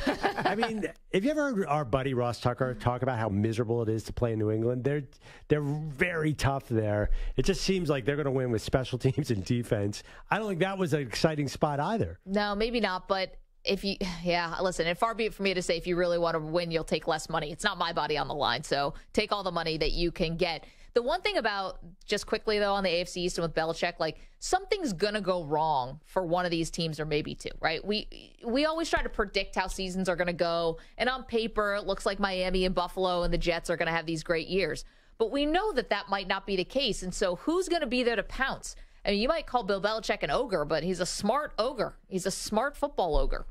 Yeah, but isn't there a much better chance at, 6'6" Trevor Lawrence? Like, he's got a lot of leg that's exposed, and he sticks in the pocket a long time. Don't you think there's just as good an injury chance in the AFC South? I mean, the odds are much better. Houston's rebuilding. Indianapolis is starting a rookie quarterback. So is Houston. Yeah, and Jacksonville was 9-8 last year. The AFC East was pretty good last year. Everybody was right around 500. And this is nothing against New England. I just think it's the hardest place to play right now. That and the AFC North are so loaded. By the way, Tennessee does have a heavy AFC North schedule. That's kind of They annoying. do. They play the AFC North. They also play the NFC South, though. So that's another easy one. Man, some of those games are going to be brutal to watch. But the Titans did have a little bit of bad luck here, which might affect things. They play their 2 Texans games are in the last quarter of the season. So they might enter halfway through and be like, oh, we're not even in contention. So then let's go to the young guys, Will Levis or Malik Willis. And then DeAndre Hopkins is going to be like, wait, what just happened here? Where's my veteran quarterback? Yeah, so you're going to have Malik Willis or Will Levis. You don't think they're going to be running for their lives for most of this? Yeah, Malik Willis poised in the pocket. Malik Willis was 5 for 16 in the game last year. I like Malik Willis, but yeah, I do think that Hopkins is taking a risk here. But if you're this high-flying, exciting team, you probably had your receivers, and you probably weren't going to pay for Hopkins. 855-212-4CBS, 855-212-4227. Yes, I think if I'm Hopkins, I want Levis or Malik Willis in there because, like, if you're a rookie quarterback and you don't know what the heck you're doing, just throw the ball off to the best receiver in the NFL or whatever. He's just going to catch a million balls anyway. He is a good 50-50 ball guy. Yeah, just throw the ball up in the air and he'll get something. That is really turning chicken salad. Listen, I'm trying to find the silver lining there. Yeah. Well done. It's like, no, I want a worse quarterback because I'll get more 50-50 balls. I'll tell you right now, you can call 30 plays for either Willis or Levis. They're going to throw the ball on 12 of those plays. They're going to take – I mean, Malik Willis, huge runner. Levis is a huge runner. Those guys are never going to throw the ball, so it's bad. But then again, you know who the best quarterback of this whole conversation is that we're not even talking about? Who? What if Bailey Zappi takes over New England? One of the all-time leading college passers. Ben Hopkins is really going to be kicking himself. The king of the backup quarterback. I like Bailey Zappi. You guys aren't into Zappi? You're not Zappi curious? No. It's like a new gender. I'm Zappy curious. I am interested, I guess, in Zappy. I don't know if he's going to see the field. I mean, obviously, if Mac gets hurt, they're kind of the same guy. If Mac gets hurt, I mean, Mac didn't get hurt last year and Zappy got in. No, but speaking of backup quarterbacks, this was an interesting one. Perloff, I'm surprised you didn't want to lead the show with this. Here's Miles Sanders talking on the Mac and Bones Sports Radio WFNZ Charlotte situation. I have a good feeling about these guys. These guys work, and that's the main thing I've noticed in OTAs. We got a very, very good young quarterback that's being mentored by a very, very, very good quarterback, future Hall of Famer Andy Dalton. Future Hall of Famer Andy Dalton. I'm surprised you didn't come up with that. You're tight with Dalton. Miles Sanders, brilliant football mind. We've always known that. Former Eagle.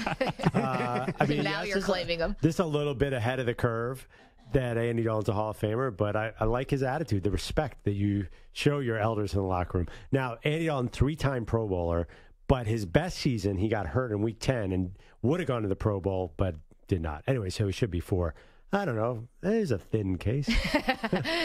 You want to against the grain that thing? He finished second in Rookie of the Year as in his first season. Oh, for a long time, Andy held all these kind of records for the most success of the first 3 seasons.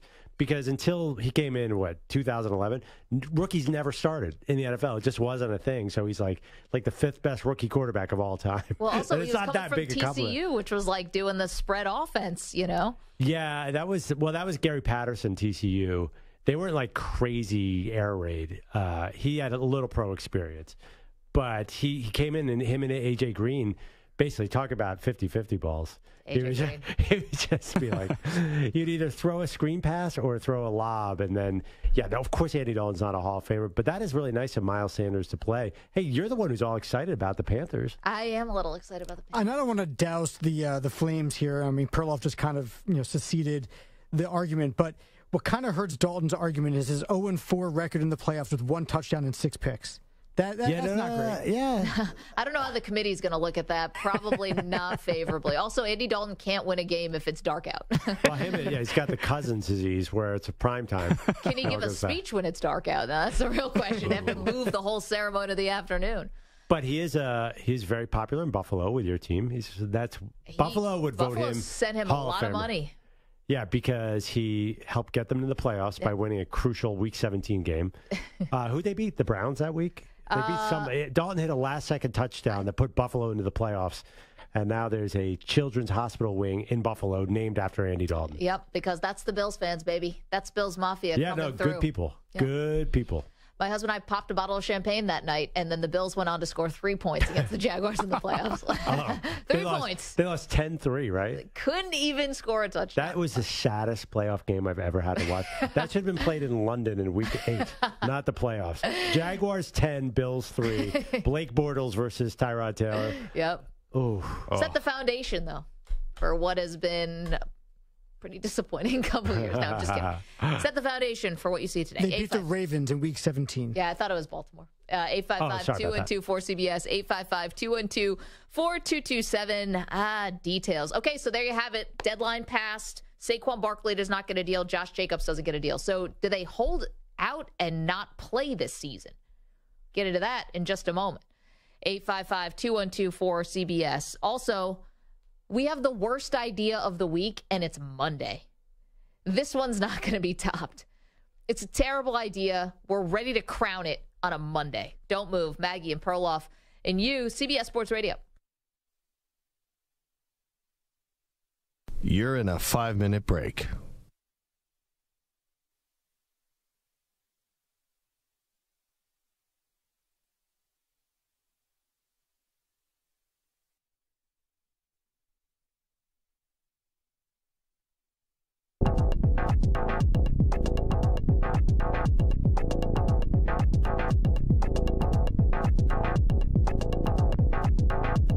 Four minutes, 30 seconds remaining.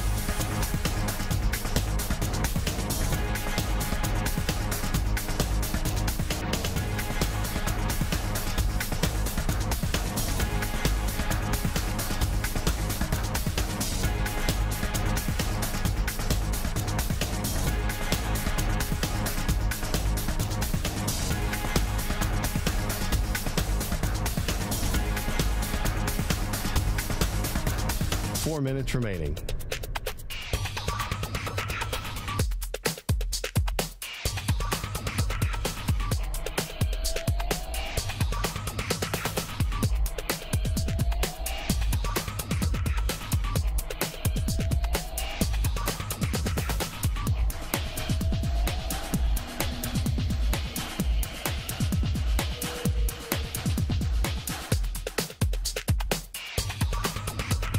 Three minutes, 30 seconds remaining.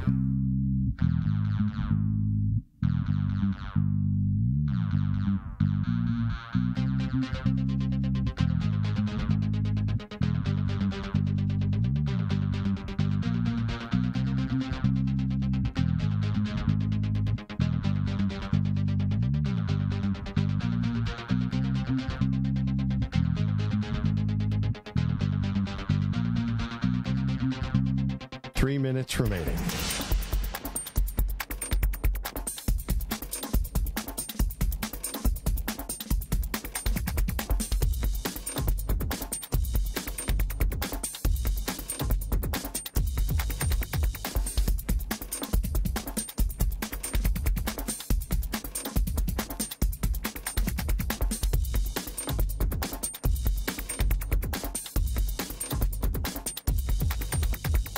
2 minutes, 30 seconds remaining.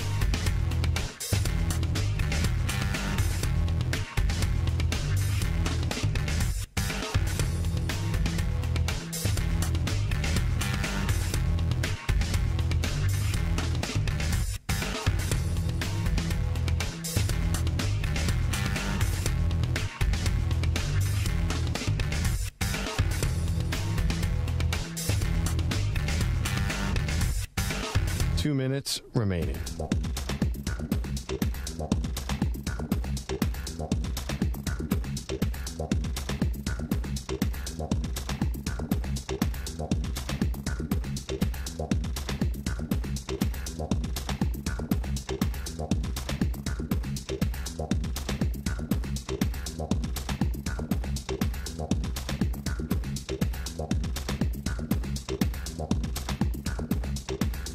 One minute, 30 seconds remaining.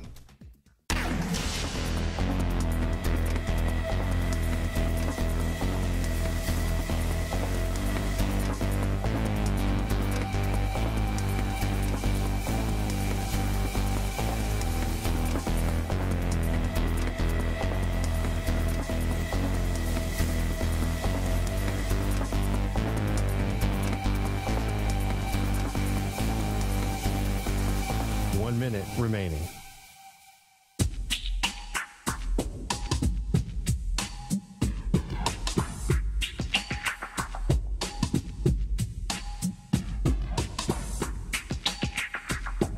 $45 seconds remaining.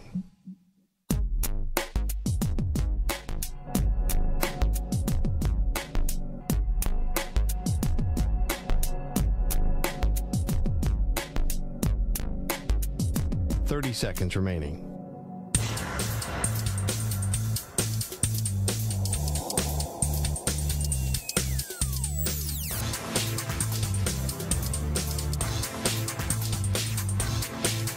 $15 seconds.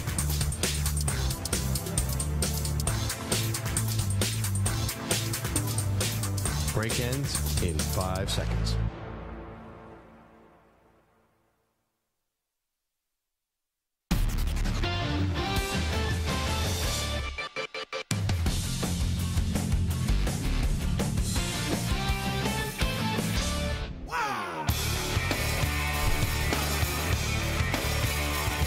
Back on Maggie and Perloff. Today's great sports debate, in fact, all week, we are focusing on Jordan versus LeBron. And instead of just debating who's better, we're going to break it down into 5 different parts. Now, today's part in the MJ versus LeBron debate is athleticism, which I think Maggie and I define somewhat differently. Mm-hmm. So for me, athleticism is sort of physical skills, speed, strength, coordination, jumping.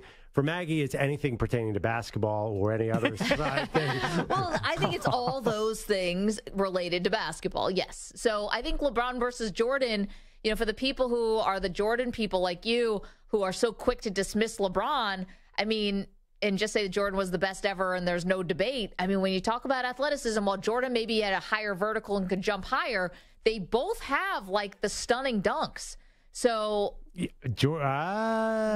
mean, LeBron had the power dunks. Jordan had the power dunk. Right. Jordan cradled the ball and did all sorts of funky things. Right. Okay, but they both can dunk, right? They both are fast. There's a million players that can dunk. That doesn't mean they all have the same athleticism. I'm sorry, they can both dunk in an awe-inspiring way. Right, but I would say only one of the two has redefine the art of dunking. Okay, well, you're just talking to participate in the dunk contest. He was afraid. Well, I mean, but you're talking about, you know, I'm talking about Michael Jordan style point dunks, where that's beauty is in the eye of the beholder. Because I can say the LeBron tomahawk, where he's all the way back and, you know, his arms fully extended and slams it home like you feel like the rim's going to break. I mean, there's also an athleticism to that as well. So you just see it one way and I see it another way. So wait, you just out of curiosity, so you think LeBron's a more exciting dunker than Michael Jordan? I think that we're talking about athletic moves while dunking. I think that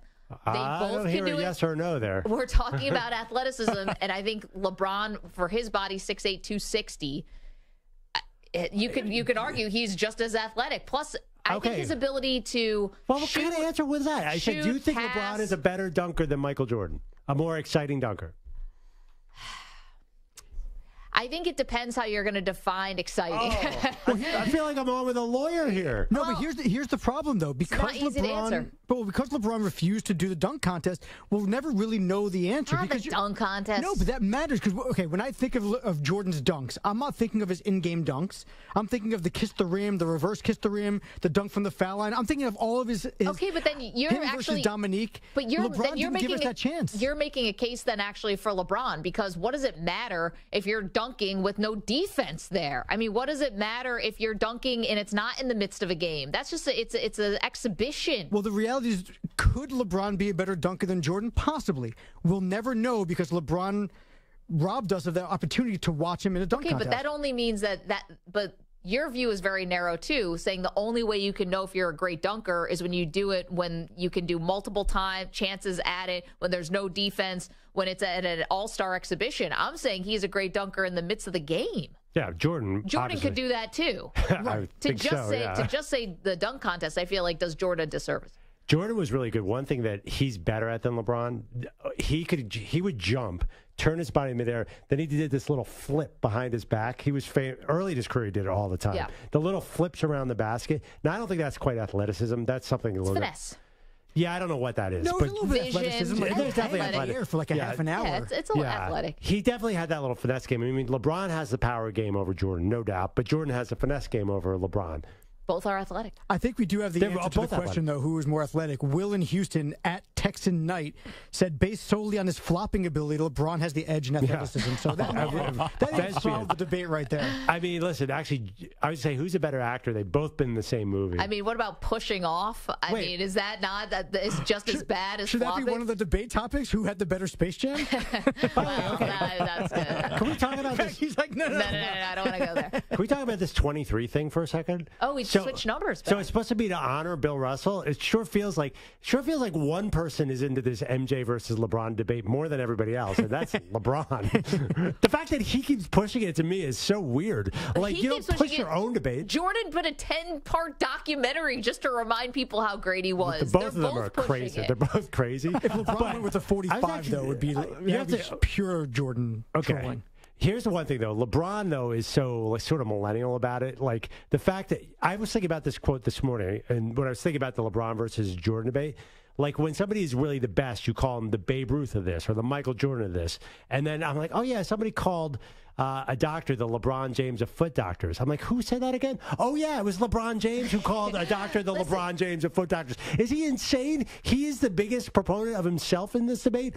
Other people judge you. He should be out there saying I'm better than Jordan. He should let other people make the debate. Did you not watch The Last Dance?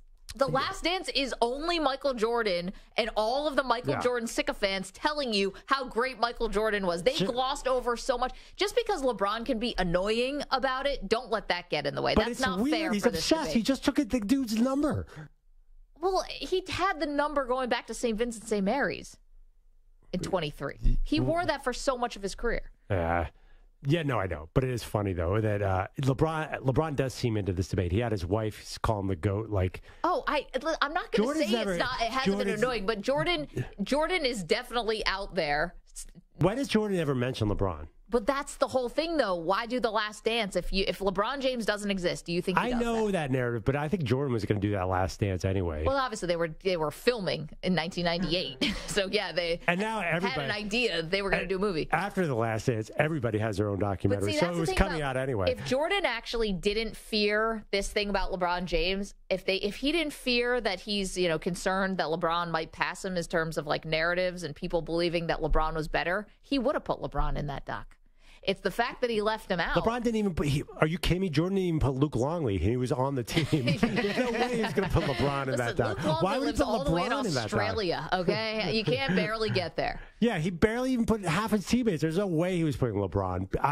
I do think Jordan is crazy to it. I think he's probably stoking part of this. But LeBron is even worse at it. Like, LeBron, let other people say you're the greatest. Don't do it yourself. Okay, but that's not... Today's debate is about athleticism. We've gone off on a little bit of a tangent. Sorry. Tiny. I need you to define who is take LeBron and MJ. Who do you consider athletic? Okay, but who's athletic? I think everyone in the NBA has a degree of athleticism. Of course. You don't think Steph Curry's athletic? I don't think he's That's athletic. crazy. Like I think my top of the Mount Rushmore of athleticism, not MJ or LeBron, is Vince Carter. Like he's incredibly athletic. My least athletic is probably Nikola Jokic. So that's how I define athleticism. So Jokic has all these skills, but he's not athletic. He's not fast. He's not strong, and he can't jump high. Right. So that's how I define athleticism. Yeah. Now, where you're making it more nuanced. I think it's all those things: running, jumping, all that stuff that you said. And I also think you do have. I think there is an athleticism to your shooting, your passing, and your overall play. And So do you think, the classic debate, do you consider Larry Bird athletic? Because he was a great shooter. Great shooter. Was Bird fast, though? Before his back injury, he was just medium fast. Okay. I mean, we're talking about LeBron and Jordan. We're talking about two guys who are both fast, who can both get to the rim, who both had, I would say both had all facets of the game. It's just who had some of those facets more. Like LeBron, definitely a better passer, definitely, better rebounder, I guess. Yeah, I mean, Jordan, I would argue, is probably a better sort of stealing the ball guy. Yeah, he won Defensive Player of the Year. Now, LeBron probably should have won in 2012, 2013 when Marc Gasol got it. He came in second. Stu just put his head in his hand. I know. Let that sink in for a second. And also, LeBron, I believe, came in second again to Dwight Howard. Dwight Howard won 3 in a row, right? I mean, both great defensive players, just so different. I mean, MJ was an on-ball perimeter defender, and LeBron, to that clip that we played, I mean, his chase down ability to block guys and just to do that kind of stuff, like that's unheard of. They're both great defenders. I would say, Jordan, when he wanted to take over, was terrifying on defense because you really couldn't use any of the passing lanes because he was just waiting for you to do it. That's why when you're the best player, these guys were both the best player. They're both amazing defenders. When LeBron wants to shut you down, make no mistake, you are shut down. He can do it. There's no doubt about it. But Jordan was the same way. Probably. Well, are we doing defense? Is a day? Defense is not a day, is it? So LeBron was a 6-time All-Defense. Jordan had 9-time All-Defense and did have the Defensive Player of the Year. How many times did Jordan lead the league in steals? I should have that, but definitely multiple times. I don't have that right in front of me. Now, Jordan, like Larry Bird and LeBron James, he would stop at a certain point, stop covering his guy.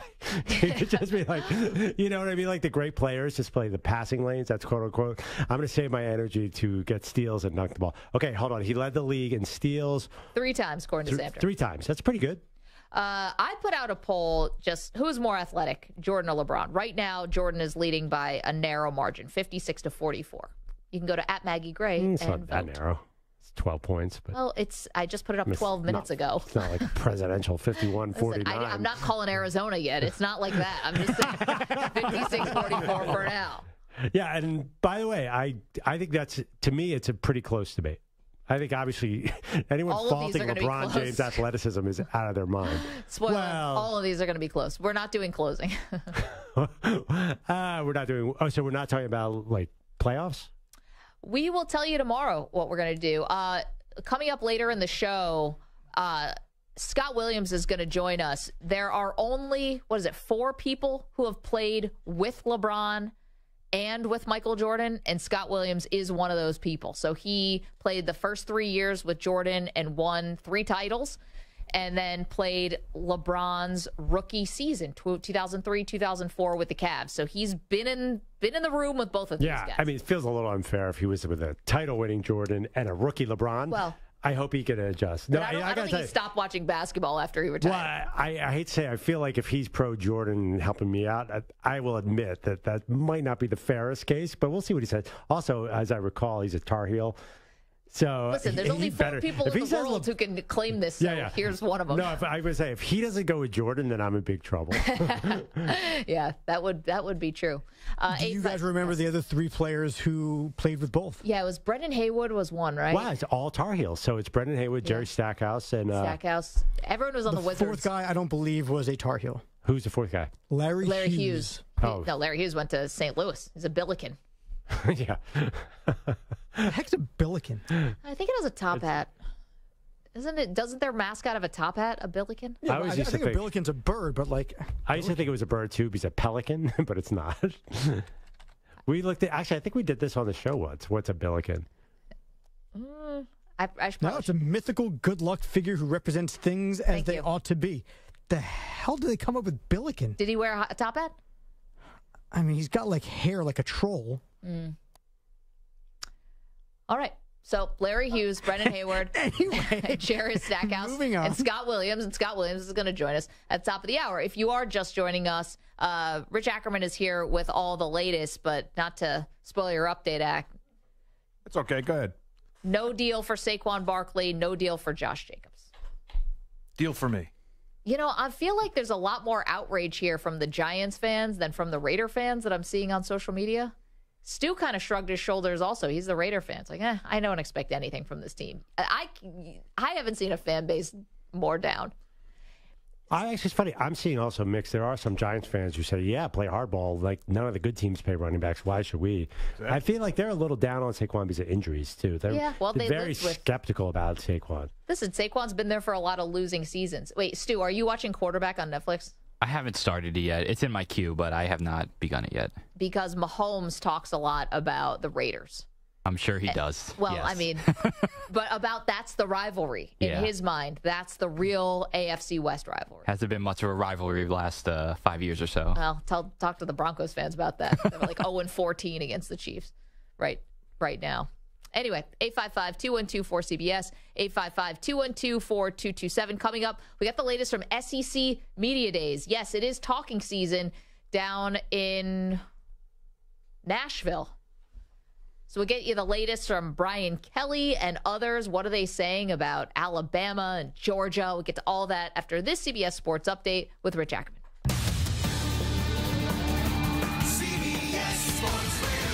Sports Flash. The deadline for franchise tag players to reach an extension with their respective teams came and went, and there were no deals for the three running backs. Saquon Barkley tweeted, "It is what it is." The former second pick overall is coming off his best season. However, the market has been unkind to the running backs, as the Raiders' Josh Jacobs in the same spot. Neither will report to training camp until later this summer at best. Tony Pollard is going to play this year under the tag. He signed it. With 2 weeks to go before the trade deadline in baseball, the market could be heating up with several divisions very close. The Orioles have closed to within a game of the Rays in the AL East. Baltimore will host the NL West leading Dodgers, looking for their 9th straight win. Grayson Rodriguez, back from the minor leagues, will start against rookie Emmett Sheehan. The Dodgers now have to deal with the Giants in the NL West, with San Francisco riding a 5-game winning streak to close the gap to a game and a half. And the Diamondbacks 2-back. San Francisco continues its 11-game road trip in in Cincinnati, with ace Logan Webb on the mound. And the Rays in Texas to face the AL West leading Dodgers, with Shane McClanahan off the injured list, looking for his 12th win. I'm Rich Ackerman. Looking for CBS Sports Radio online? Your favorite hosts and the best sports content and entertainment are available 24/7 on social media and YouTube, and in the palm of your hand with the free Odyssey app. CBS Sports Radio.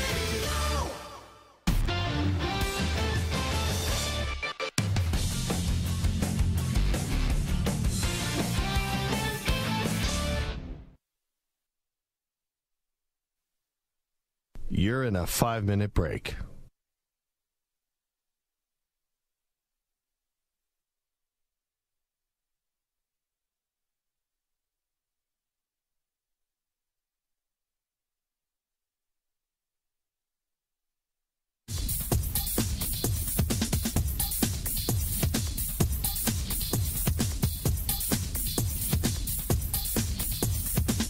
Four minutes, 30 seconds remaining.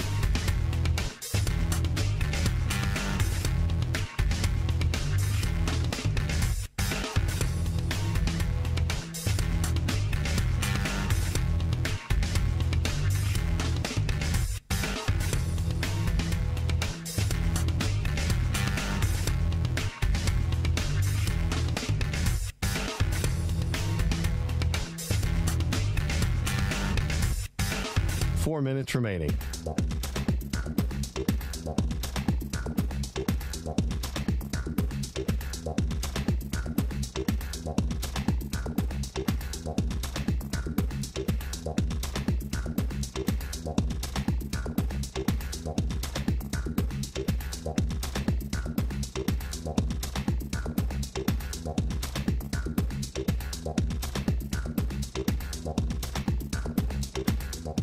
3 minutes, 30 seconds remaining.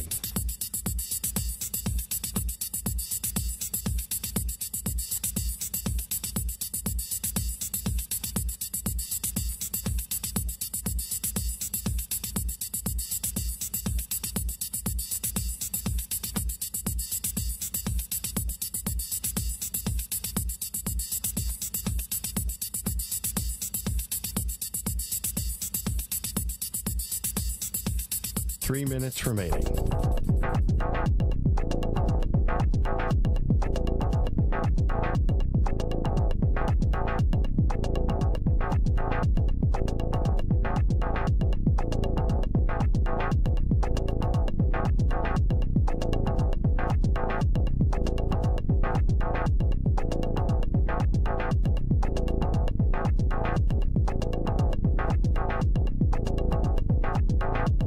Two minutes, 30 seconds remaining.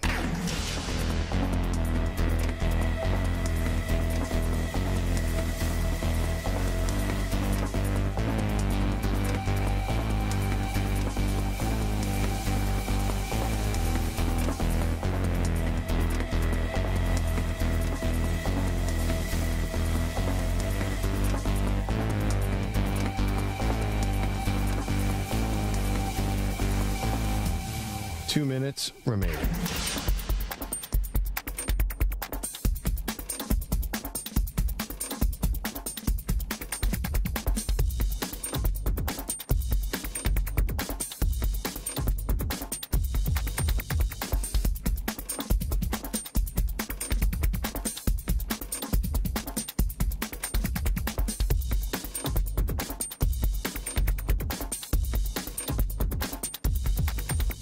One minute, 30 seconds remaining.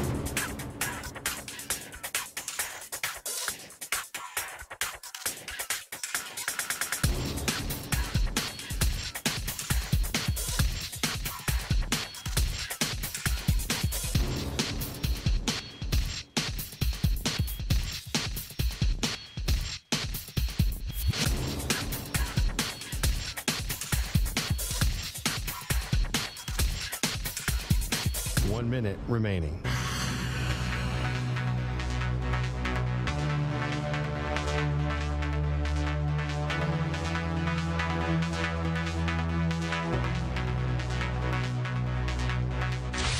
Five seconds remaining.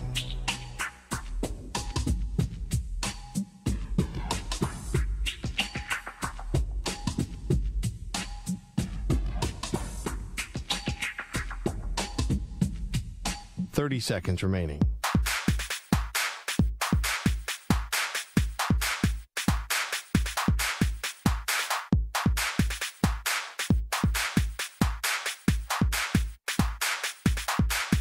Fifteen seconds.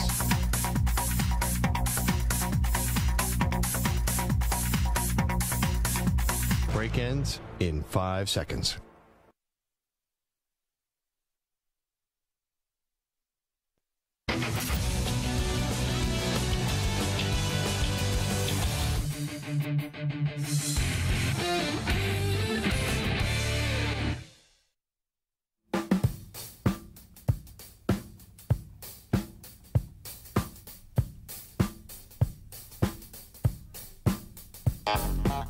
Maggie and Perloff on this Monday. Lots of stuff going on, including the beginning of SEC Media Days, Perloff, which I know your love.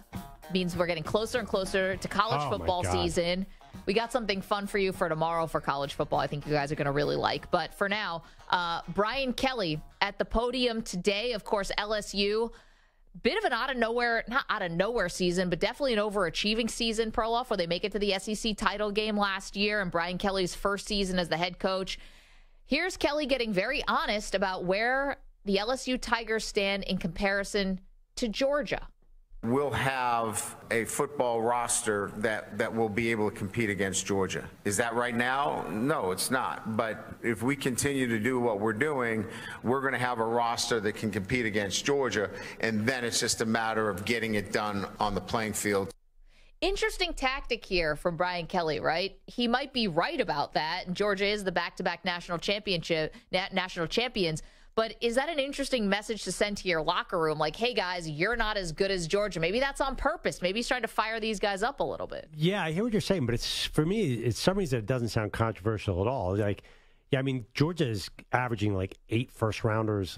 No, that's an exaggeration, but they're putting 5 first-round players into the draft every year. So I think that's what Brian Kelly's saying. We're not there yet. Obviously, they're not. I know they have Harold Perkins, but they don't have that kind of talent. I mean, I don't think that's really super arguable at this point. So it doesn't feel like anything inappropriate for Brian Kelly to say that to me. Well, they did lose 50-30 in the SEC championship game, right? Right. And so, yeah, I guess you could say you're a little further away. I don't know, though. I guess even if it's true, maybe I'm just not used to hearing it from college coaches.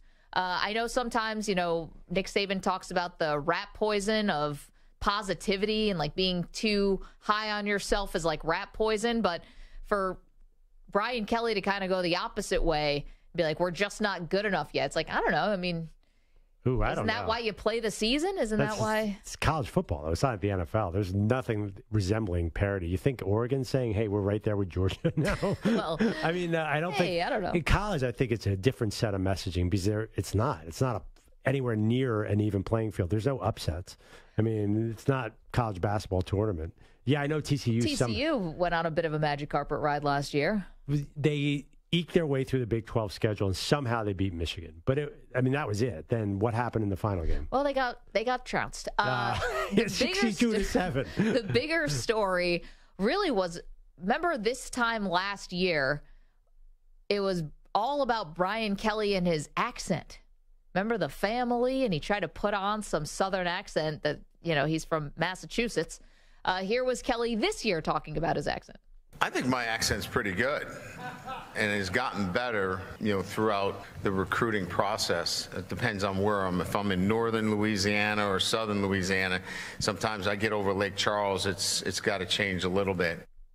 Again, admitting it. I'm putting it on for you guys.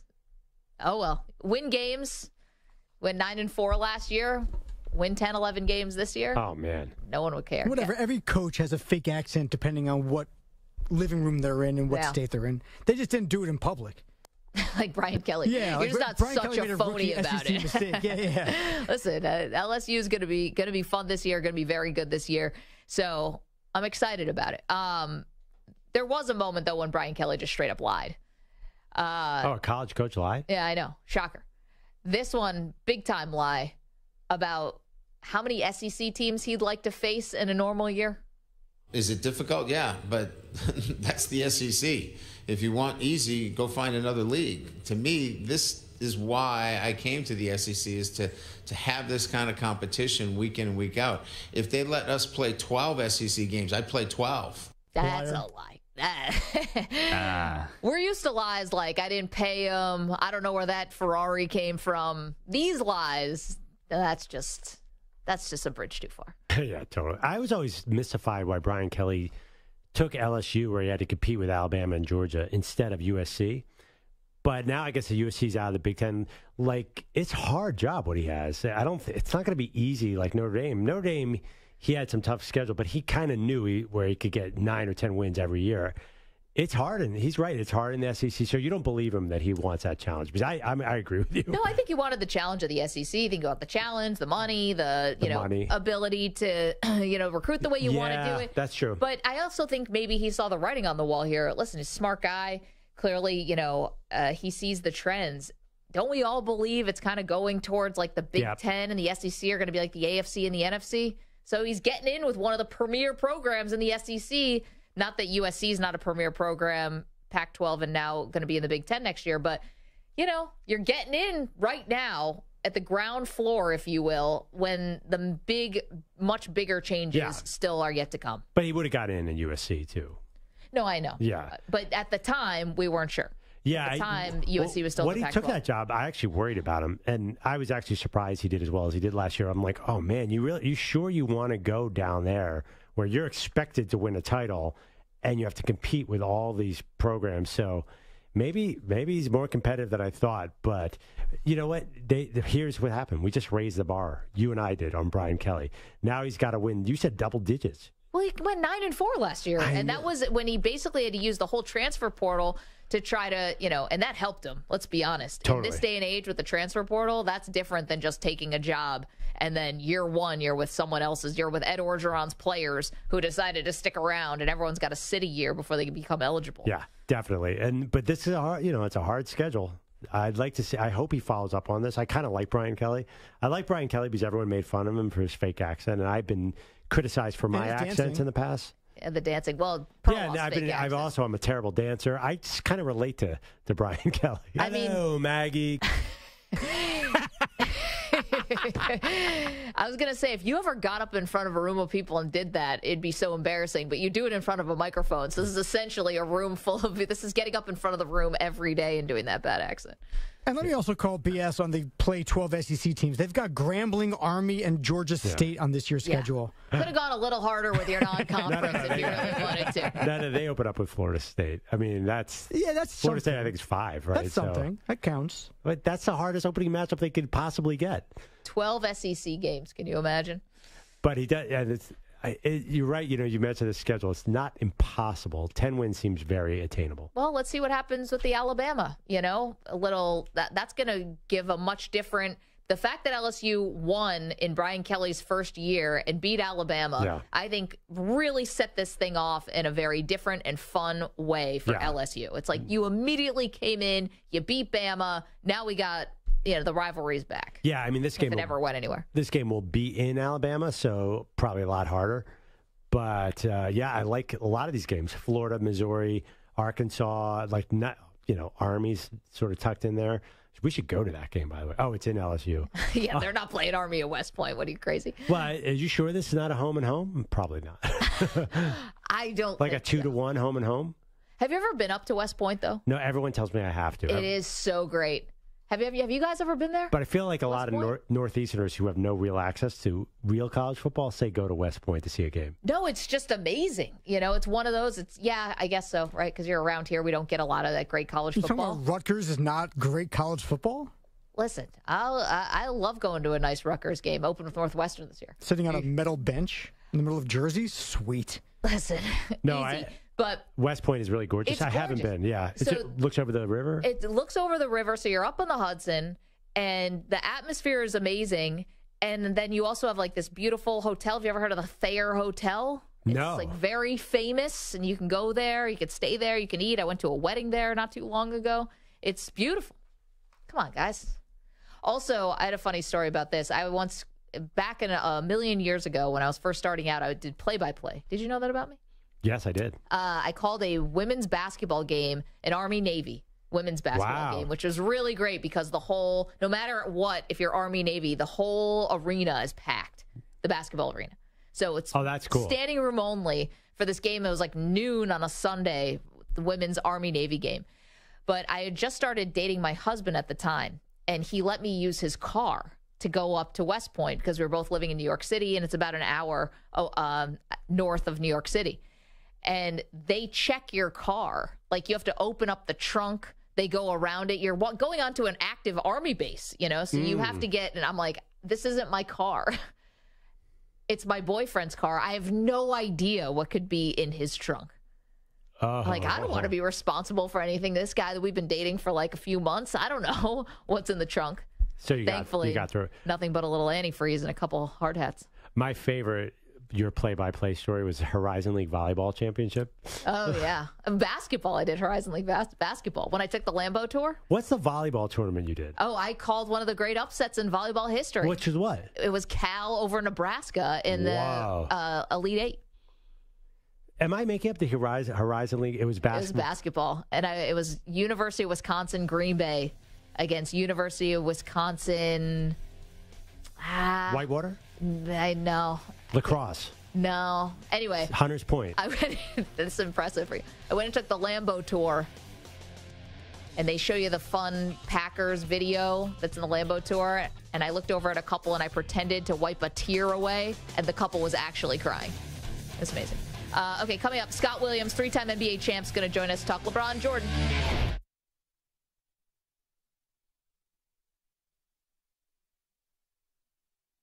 You're in a 5-minute break.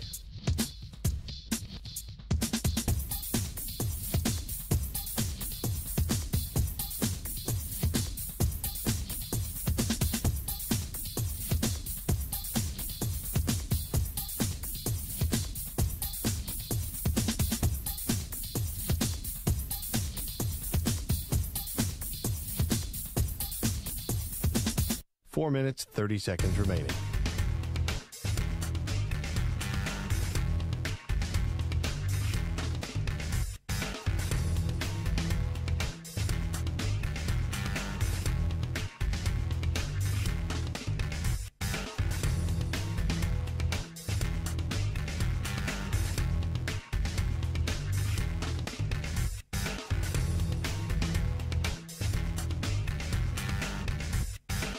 Four minutes remaining.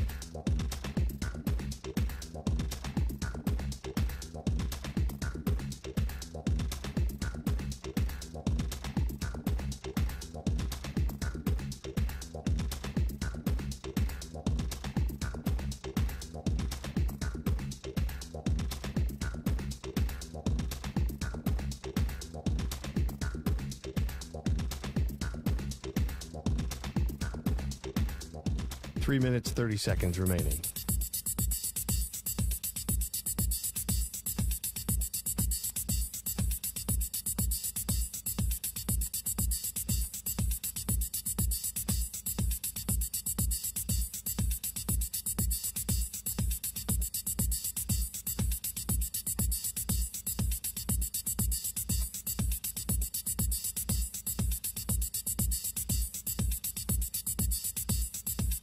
Three minutes remaining.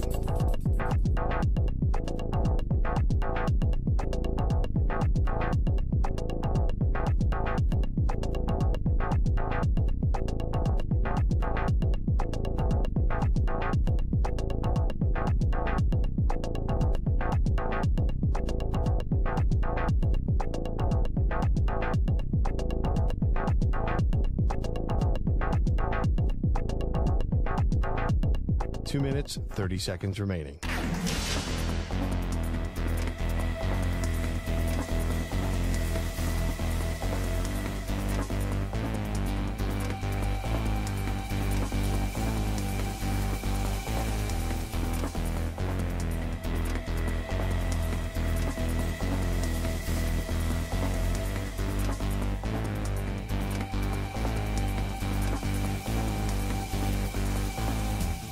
Two minutes remaining.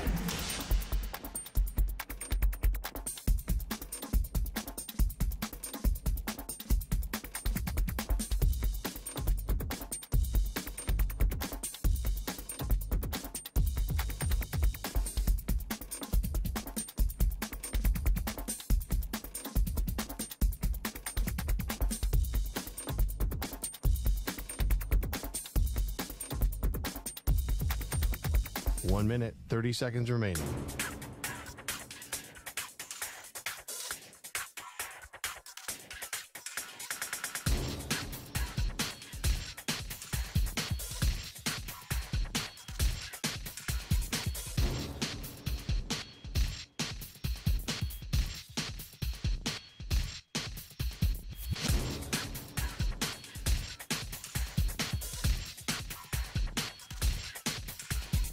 One minute remaining.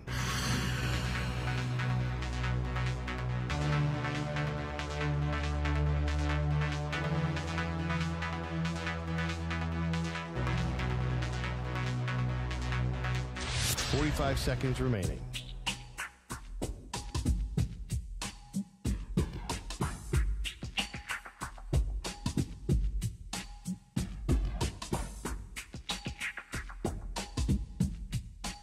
Seconds remaining.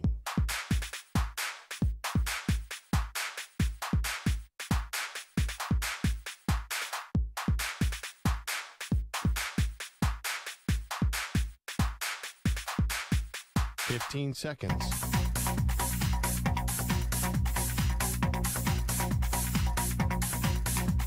Break ends in 5 seconds.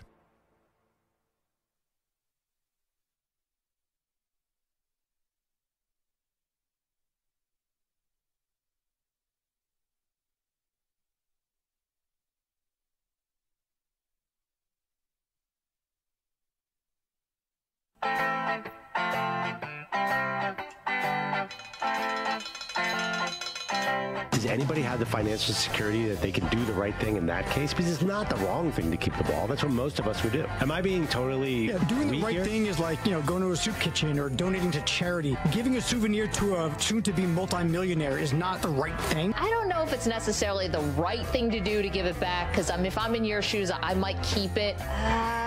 I wouldn't feel good about it. I don't think. 13-year-old Mike Samter is absolutely giving that ball to Derek Jeter or whoever. 40-whatever-year-old Samter. There's bills to pay. You have responsibilities. You got kids. Then what are you doing at a Reds game on a Wednesday night? You got all these responsibilities and all these bills to pay.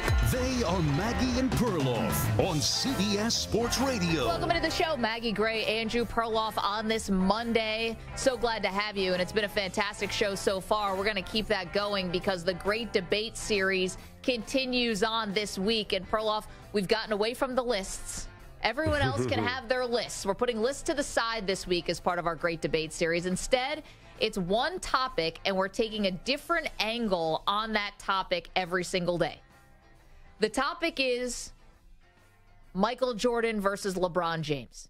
Today's angle, today's specific subhead is athleticism.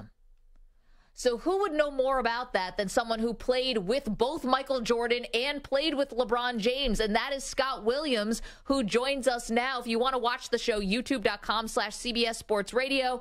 Scott, thank you so much for joining us. I should mention, 3-time NBA champion with those Chicago Bulls, then played with LeBron James in LeBron's second season in Cleveland. Thank you so much for joining us today.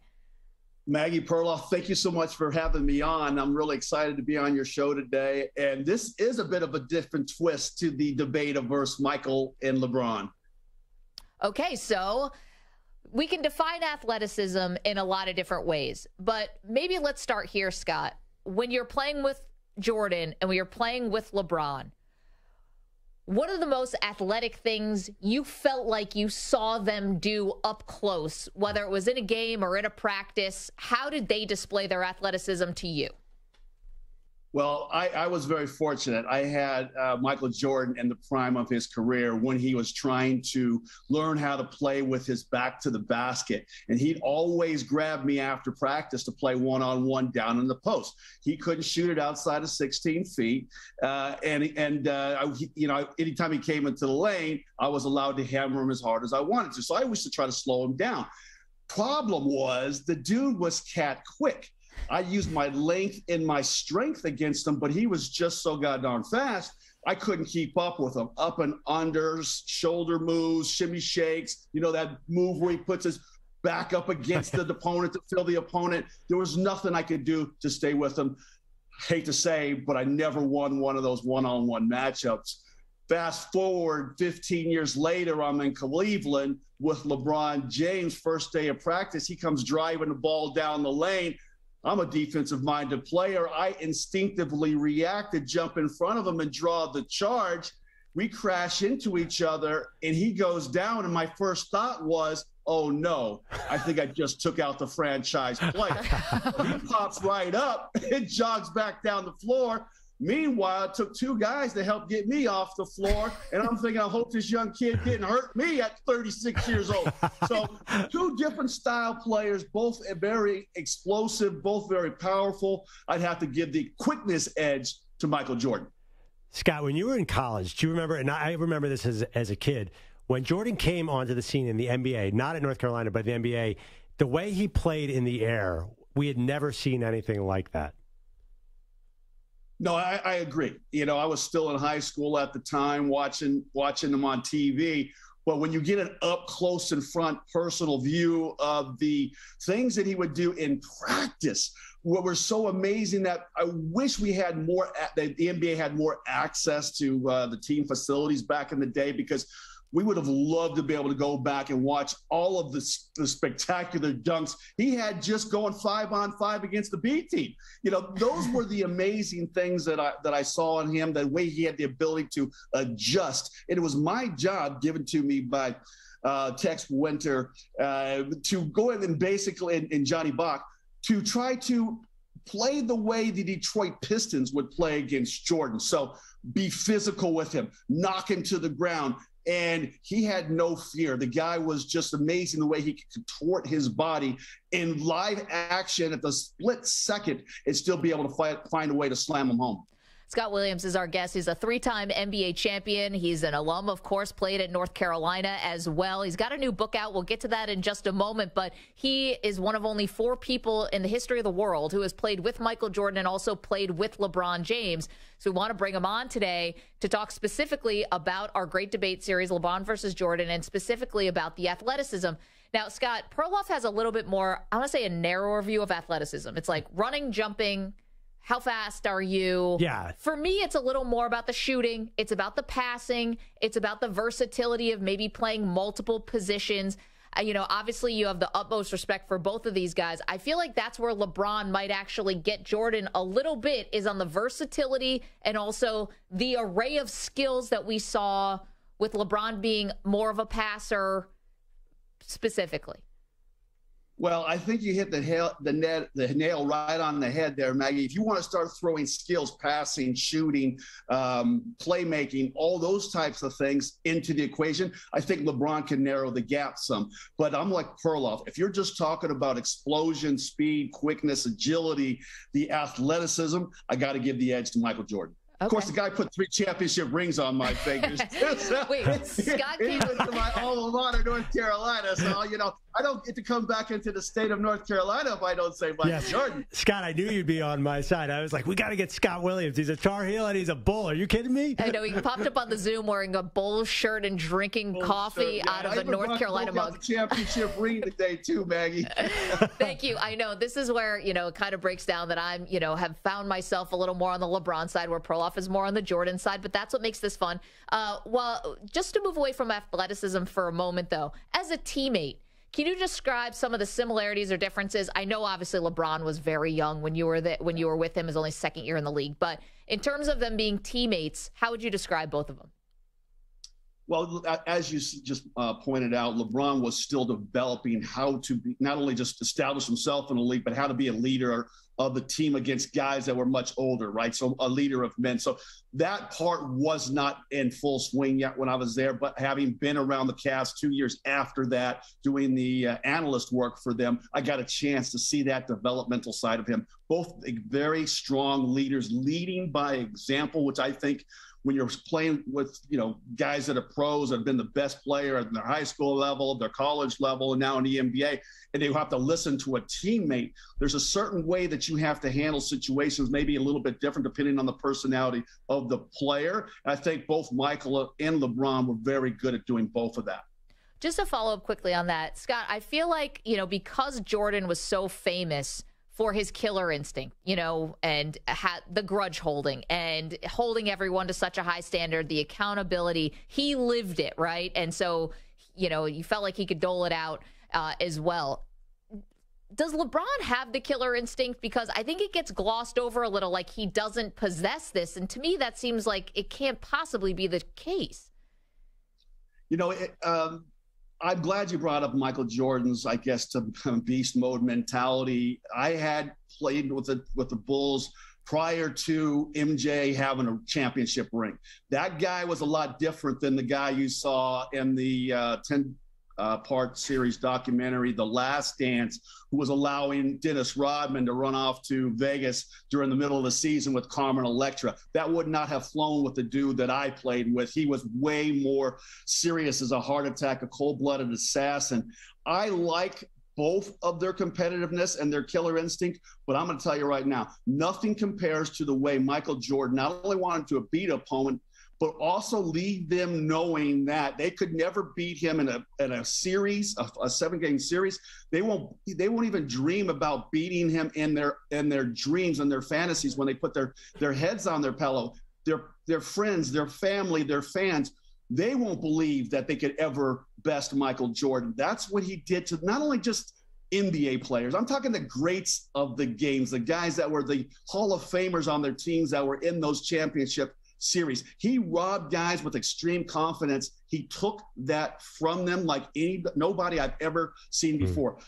LeBron will want to beat you, no doubt about that, but he does not leave you with that same feeling that Michael wants to snatch from people.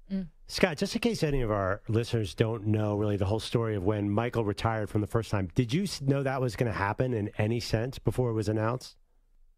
I did not. I was actually at a White Sox game when word started filtering around that he was going to possibly announce his retirement the night before, and I knew he was at the game in a suite, but I could not get to him the way security was blocking him off because I was sad. And I know Jerry Reinsdorf, the Chicago Bulls owner, wanted to think of it as a celebration of having watched the game's greatest player win 3 championships.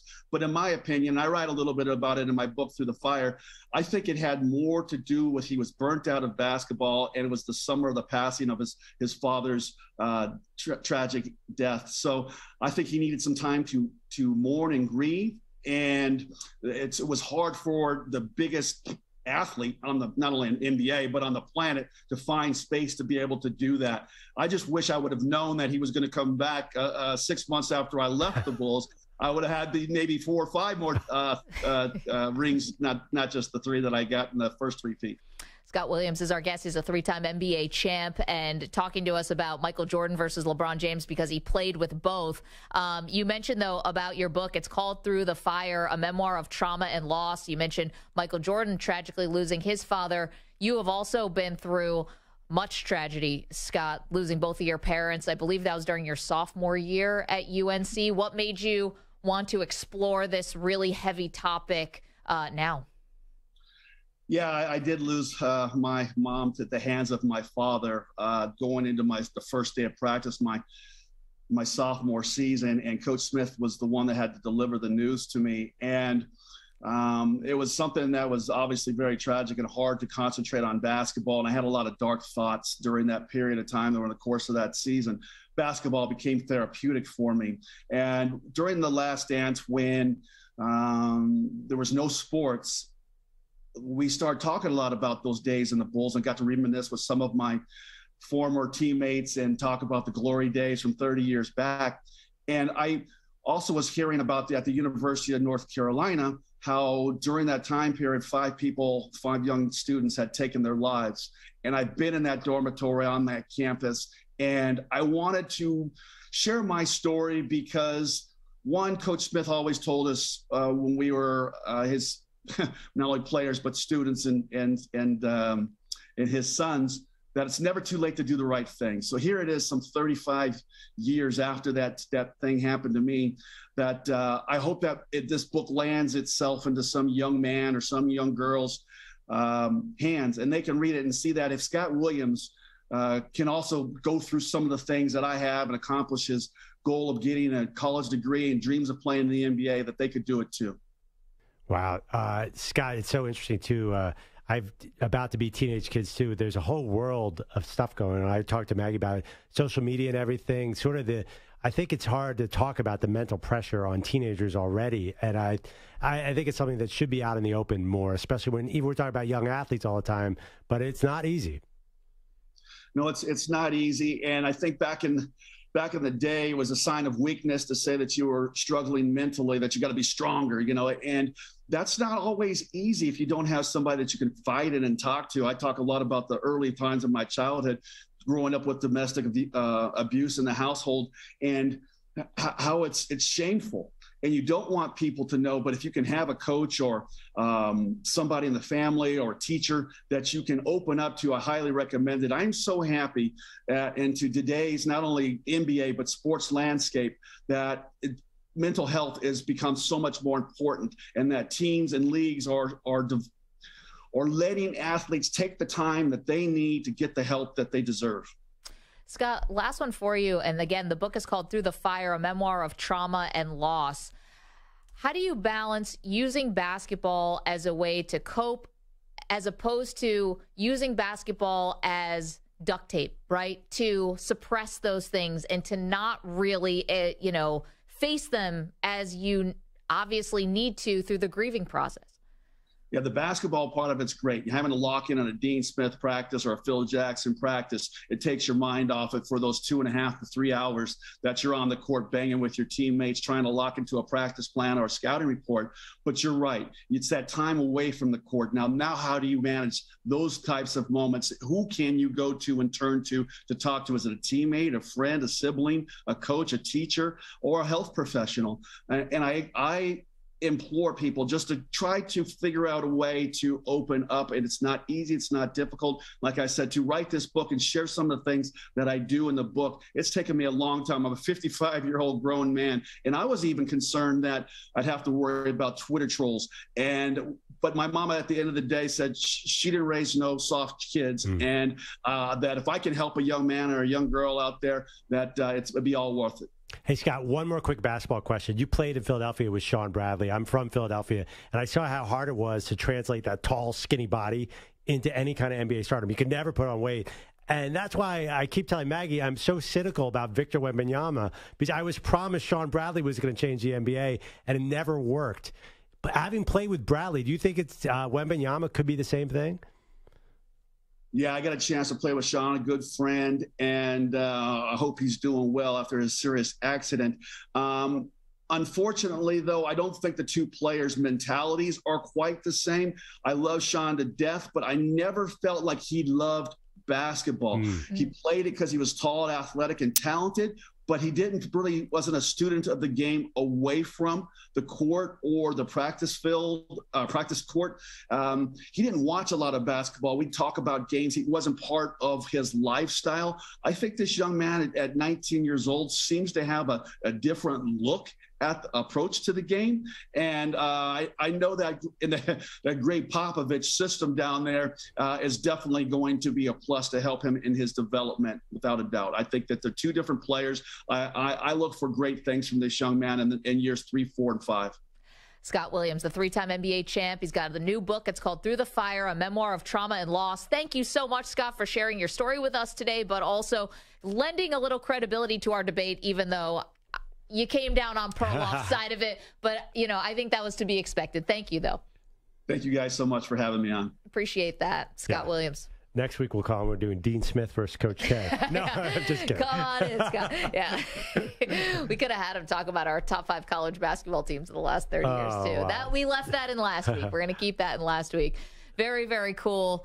Okay, so he has the same kind of definition of athleticism that you do, Perloff. I think his term was cat-like quickness for the 6'6" Michael Jordan. Because, it's funny. I think sometimes Michael Jordan's athleticism is underrated because we saw The Last Dance, and there was a lot of the late generation Jordan and I think the same thing's going to happen. We're going to think of LeBron as taller, a bit lumbering. I see highlights of him from 2005. I'm like, whoa. Watch LeBron James in 2012.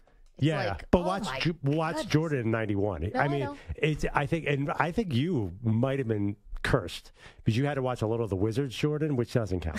It just doesn't count. In Washington, D.C. at the time. That's a ground rule for this entire debate. No mention of the Wizards. It cannot be. It did not happen. What are you talking about? The last shot that Jordan ever took was over Byron Russell. Yeah, I don't know what you're talking about with the Wizards. Yeah. No. He owned part of the Wizards. It's a long story, but he never played for them. I mean, yes. He did play. By the way, I hope LeBron doesn't do that. LeBron will probably have 2 bad years for the Atlanta Hawks. And all these young reporters are going to come up and be like, you mean that guy who played with Trae Young? He was all right. Couldn't be. 855-212-4CBS, 855-212-4227. All right, we got someone making big claims about this upcoming NFL season. Will they make good on them? We'll talk about that next. Don't move. Maggie, Perloff, and you on CBS Sports Radio. You're in a 5-minute break.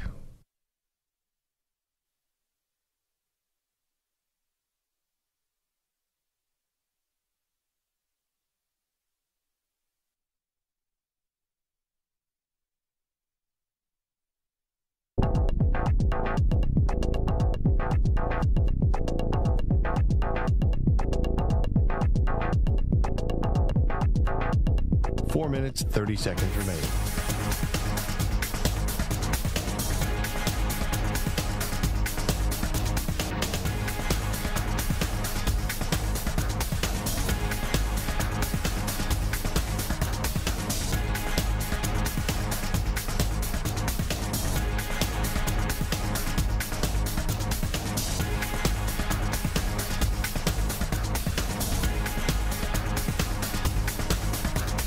4 minutes remaining.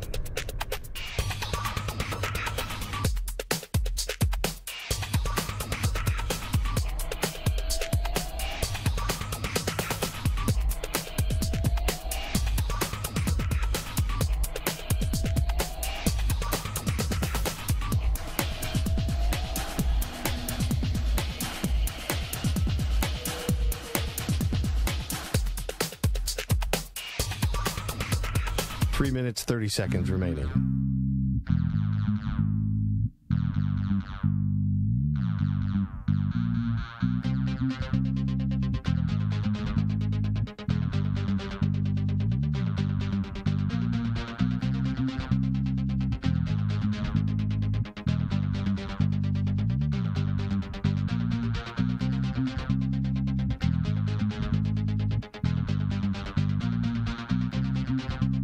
Three minutes remaining.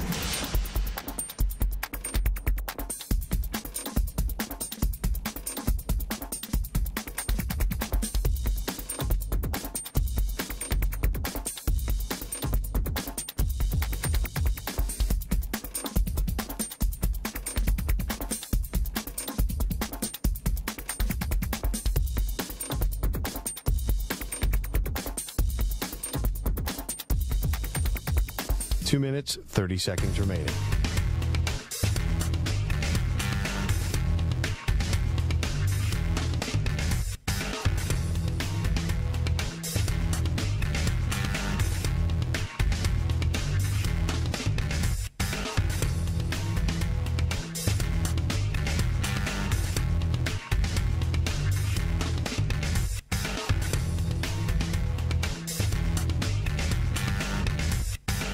Two minutes remaining.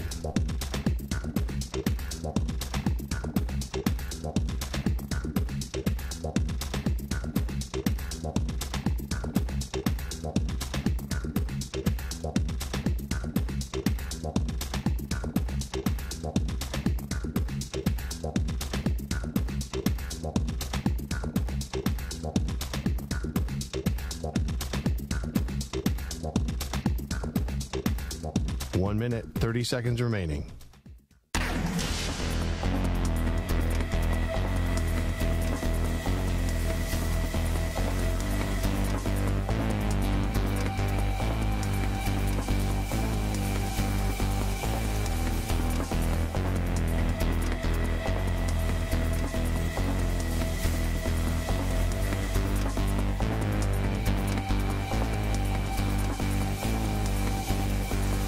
One minute remaining.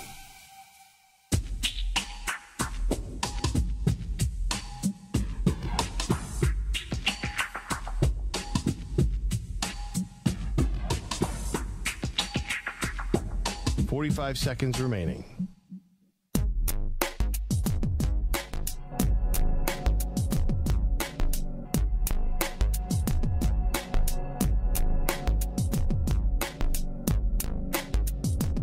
Seconds remaining.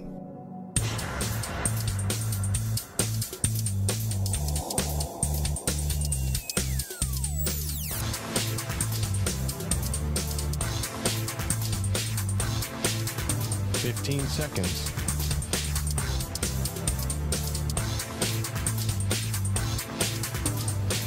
Break ends in 5 seconds.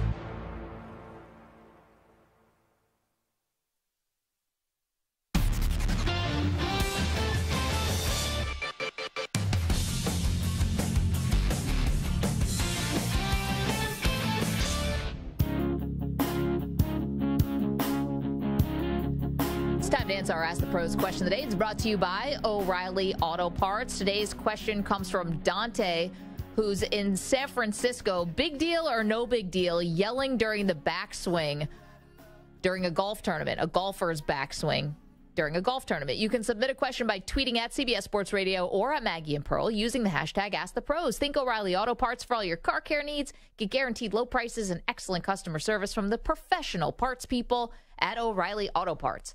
I think this is what Dante is talking about. This was the celebrity golf tournament in Tahoe. Mm-hmm. Marty Fish, former tennis player, was neck and neck with Steph Curry to win this tournament, and this is what it sounded like. courtesy of NBC Sports. Somebody screamed right in his backswing on the way down. I mean, that was awful. Where'd it go? Well, it went straight right, low right, into the trees, the gallery, I think. But that was really, really bad. Was it on purpose? Yes. That was timed. That was on purpose. Whoa. Why would someone blow up Marty Fish's swing at a celebrity tournament? Maybe someone really wanted Steph Curry to win. Why would the 18th hole, the final tee? Yeah, this was the last tee, right? This was the final hole, and somebody went caw during a Marty Fish. Anyone know, can you bet on this? Maybe you had a bet. Yeah, if you remember, we had John Smoltz on a couple weeks ago. He was an 8-1 odd for this. And I believe Romo was like 5-1. Right, Marty are those Fish was real like 3-1, Vegas 4-1. odds? You can bet. So yeah, absolutely. First of all, like maybe somebody bet on Curry. That would explain it. Okay, but here's the thing. You're also a professional athlete. Like Marty Fish was a tennis player, right? So I'm sure somebody's probably yelled when he was serving before, and you got to power through. You're a professional athlete. I'm not a big golfer. Basketball. You're at the line. People are screaming and yelling. Right? You're used to crowds yelling. Even in tennis, you're used to crowds making noises throughout points, and maybe even in the middle of your serve. We heard a chair umpire say no popping of champagne before a serve. Yeah, but that's because Wimbledon is insufferable sometimes. This is true. But the backswing of a golf swing, I feel like from what I've learned about the sport and about golf, is like the one spot where like your focus is so intense. It's not the Masters. This is a celebrity golf tournament in Lake Tahoe. Also, concentrate. I don't know. Be ready for anything. Like, caw. They didn't yell out, your car's on fire. I know, but you're so focused that like any kind of whatever, because golf is such a precise sport. The swing is so perfect. Like you have to be precise. Marty Fish. We're talking about mental toughness. That's got to be part of it. No. I kind of disagree with you. First of all, this would never happen at the USO. You'd be shot at the Masters. You'd be killed. You'd be killed and buried if this happened at the Masters. Yeah. But that is like, that's so tacky. It's Bush League, but fans say and do dumb things all the time. When's the last time you heard somebody yell in the backswing of a golfer? I haven't seen that in years. People have tried that with Tiger, and Tiger has lost his mind with people talking or doing anything. There was a photographer who took some pictures with clicks during one of his backswings at a major a few years ago. He lost his mind. No, I get it, but that's Tiger, or that's someone who's...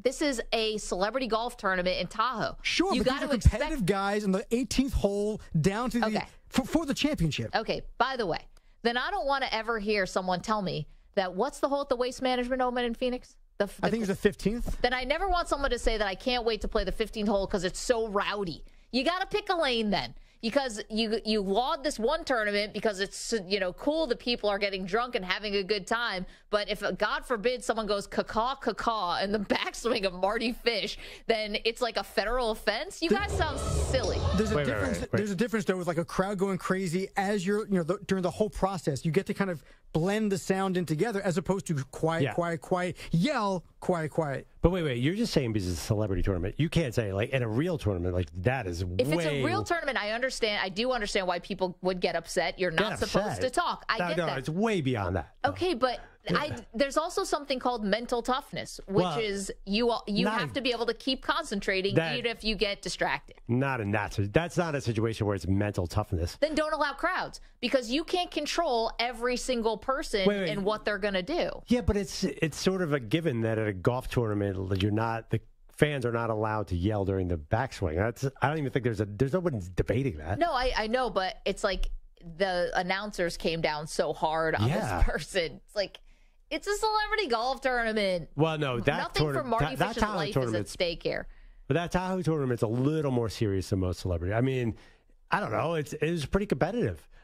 Those guys are amazing golfers. I don't know. I definitely there's no excuse for that guy. But you almost sound like you're excusing it anytime. See, if you're saying it's mental toughness, you're saying, well, maybe they should allow it on a PGA event. I'm not saying of course not. Allow it. I'm just saying I don't think it's like the worst offense that I've ever seen of decorum at a sporting event. Ooh, what's worse than that? Well, I think that people say insane things at football games and at baseball games and try to be distracting, and no one seems to care. I think that this is 50 times. If it happened in a real tournament, it'd be 50 times worse than that. To yell caw during a backswing, that's hard. I mean, football field, what's the difference? People used to yell "Baba Booey" and stuff like that. Get in the hole. That's obnoxious. You should let those people go to sports jail. There's a level of concentration for golf that's a lot different than football. Football is just 80,000 people screaming the whole time. Okay, well then getting something thrown at you. I mean, sometimes with fans, it's a wild card. I'm not saying that they should do any of that stuff. I'm just saying it's sometimes part of it. I'd like to get Maggie out in front of a PGA audience for this. Like, actually, if Rory gets mad at everything right now, we should have you talk to Rory. Rory would kill you. He's like, golfers would be so mad if they heard you say that, pro golfers. Golf, deal with it. Yeah, How about that? Ouch. Yeah. Deal with it. Do you think that they should get a mulligan? Of course not. I think there is fan interference. I mean, there's all sorts of rules about fan interference on the sides, but I definitely think I'm sure at some point if you're about to hit and some guy runs right up to you and screams, like, of course you'd call fan interference of some sort. Well, but he didn't run right up to him. He's like screaming cacaw from the back. But yeah, just like, listen, you're entering in an agreement here, right? Which is a fan can get hit by a ball at any time, and you understand the risk you take as a fan when you go to a golf tournament. You could get knocked in the head. And then the golfer, you have to take a risk that when you're in front of a live crowd, there might be one jerk who yells cacaw. Deal with it. I don't know. I can't imagine that happening in a U.S. Open or Masters. It would be bad news. It happened once, and that guy would never be anywhere near a golf course again. He's gone. I do think that there often is issues with noise in golfers, but never like that. I mean, they get mad all the time at people for doing, like Mike said, like taking pictures. It happens all the time, but that was so blatant. I don't remember that happening on a real tournament. Why do you think Shooter McGavin hated Happy Gilmore so much? Because he brought all these rowdy, crazy fans to the arena, to the course, and he couldn't handle putting. He couldn't handle taking his shots. That's what it was all about. The worst is tennis guys, by the way. They go ballistic on the crowd. They just want... Because they're always, I mean, you didn't see it quite with Joker yesterday, but I've seen him yell at fans all the time. And then there's the 3 NBA players who yell at fans, too. Kyrie, Harden, and Westbrook. Well, that's usually for something a little bit different. You know, it's funny. I think we're all just a little bit on edge today, and I think I understand the reason why. We all saw horrible movies this week. I think it put us all in a bad mood. I'm in a fine mood. Oh, okay. But yeah. We all saw terrible movies this weekend. I thought it was funny that all of us came in on Monday and said, "You're not going to believe it. I saw the worst movie this week."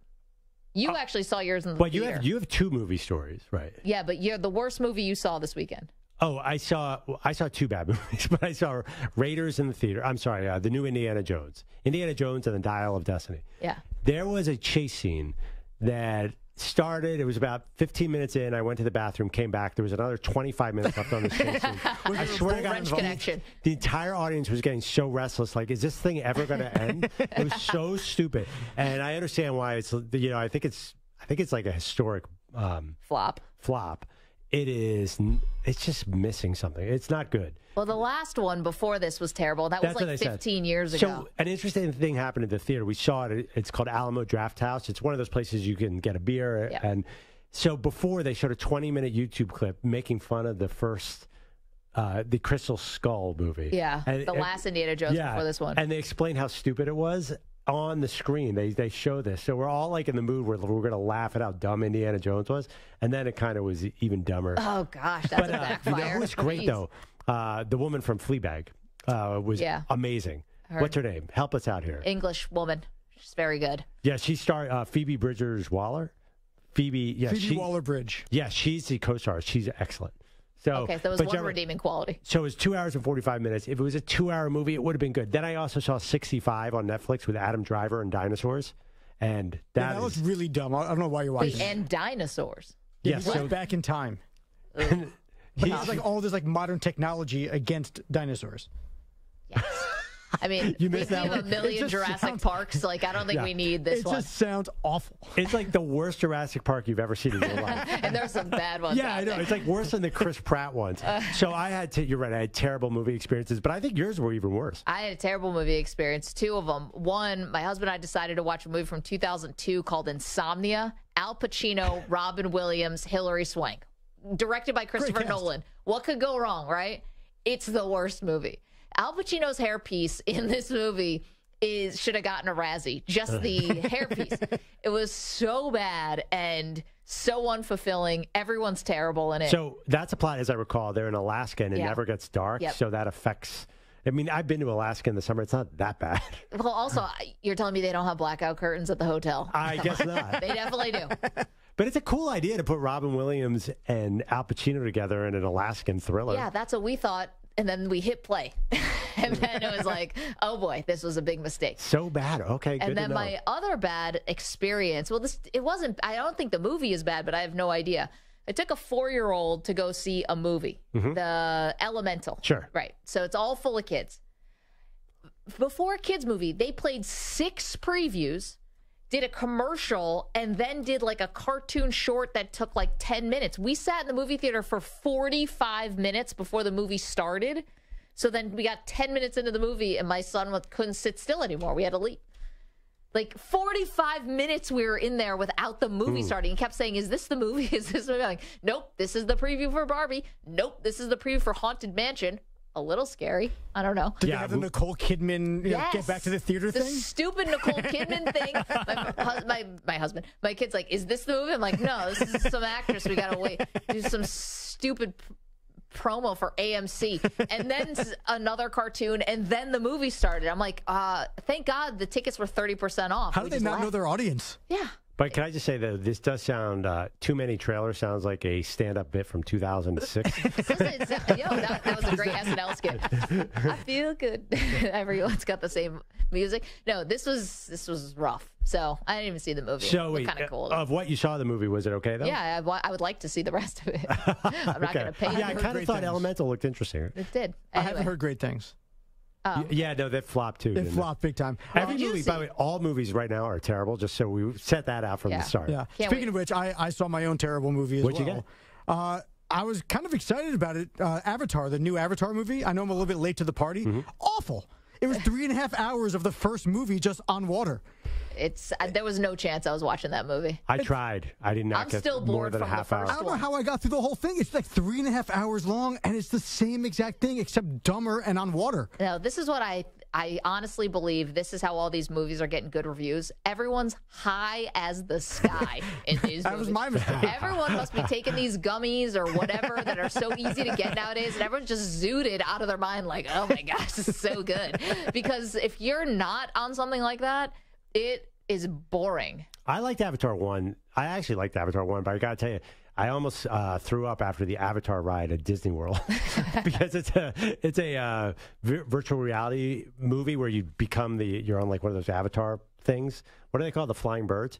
Yeah, that's a good thing. But I totally agree with you that it'd be a different experience if you were high. You'd be like, but 3.5 hours of that, though, wouldn't you sort of I don't know. run out of steam? I think the drugs are different these days. 855-212-4CBS. They're like time released or something. 855-212-4227. All right, got a lot more to get to, including, oh, yes, can one NFL superstar back up this big claim for the season? We'll get to that after this CBS Sports Update with Rich Ackerman.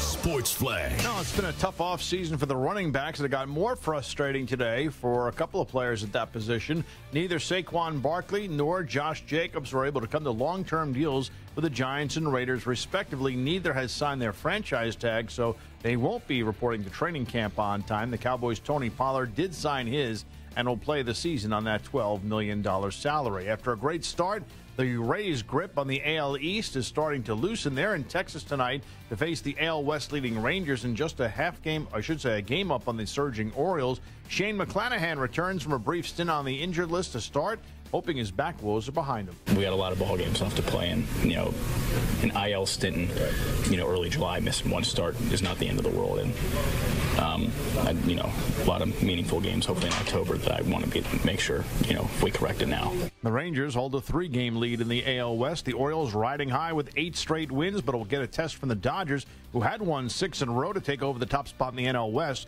before losing in extra innings last night. The Giants just a game and a half back after 5 straight wins there in Cincinnati. I'm Rich Ackerman. CBS Sports Radio is everywhere, at home, in your car, and, of course, on your phone and tablet. Find us on your local affiliate, SiriusXM Channel 158, or the free Odyssey app. CBS Sports Radio.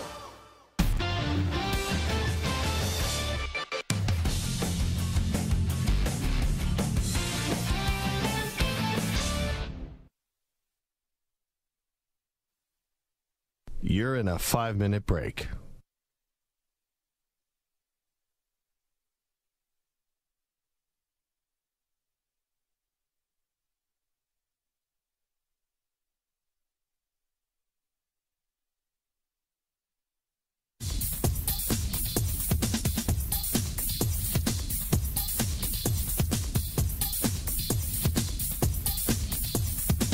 Four minutes, 30 seconds remaining.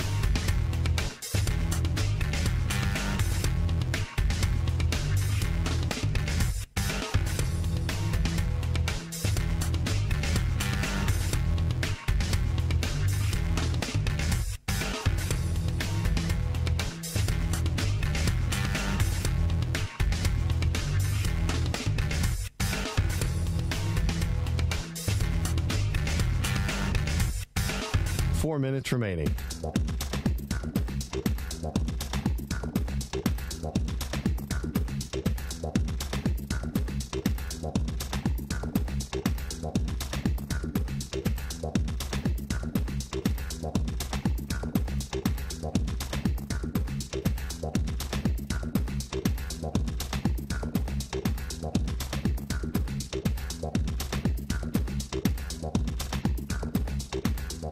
Three minutes, 30 seconds remaining.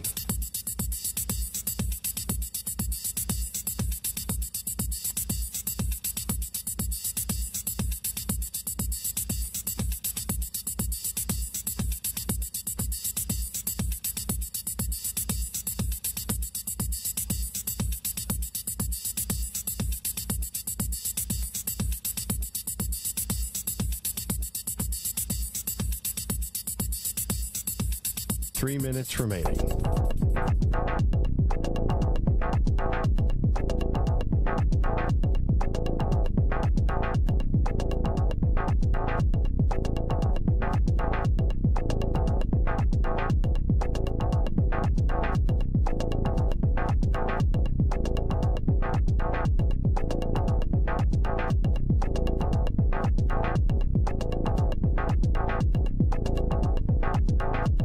Two minutes, 30 seconds remaining.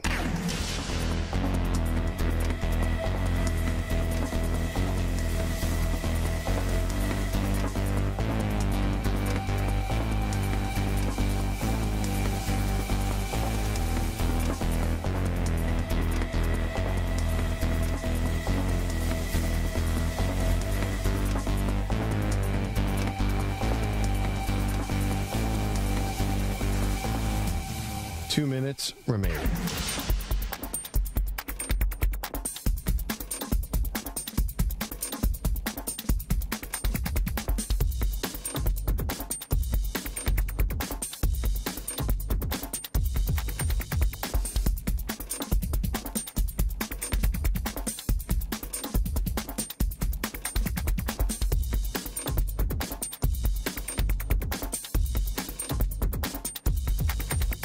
One minute, 30 seconds remaining.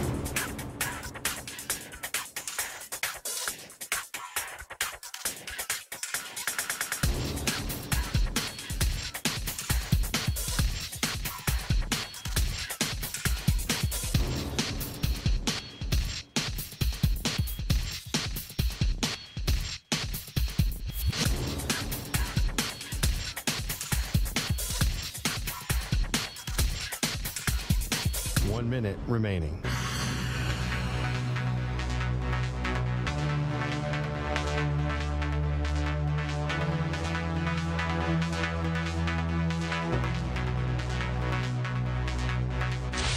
Five seconds remaining.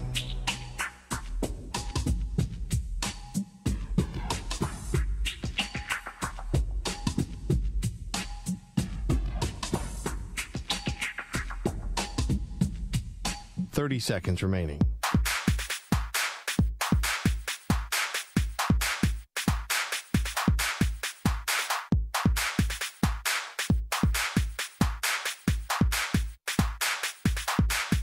Fifteen seconds.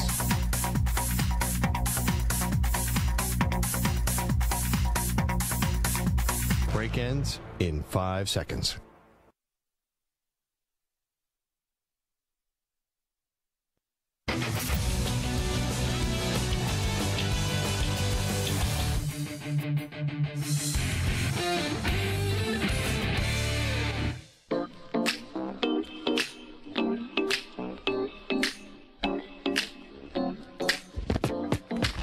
Welcome back to Maggie and Perloff. I think we've had a good start so far to our great debate series. Again, we're leaving the list to the side. Everyone else in sports media can do that this week. We're not doing a list. We've done some lists. Our great sports debate this week is one topic. We're taking a different angle on it each day. So our one topic is LeBron James versus Michael Jordan. And today's sort of subhead was athleticism. And we'll have more subtopics, like specific angles. So we're not just, willy-nilly debating this thing. Right. It's nice. I feel like I got a win under my belt for Monday. No, I'm just kidding. I'm kidding. Right now, the poll results on Twitter, at least, would suggest that you are. I put out just simple poll. Who was more athletic, Jordan or LeBron? Right now, Michael Jordan is leading 59% to 41%. And, listen, my last-ditch plea here for LeBron James being more athletic. 6'8", 260, used every ounce of it, especially in his prime, is still in his prime, 21 years into the game. Maybe not, still hovering around his prime. Wait, you only get to use longevity once this week. Is this going to be your longevity card? No, that's not the longevity card. Ferocious dunker, more versatile, could play more positions than Jordan could, better passer, et cetera, et cetera, yeah. et cetera. It seems like you're getting farther and farther away from athleticism. People are just getting hung up on the fact that, that Michael Jordan could fly.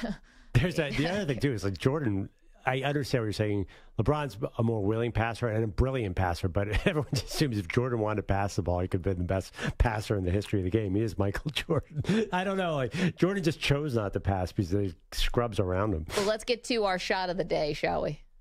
He shoots!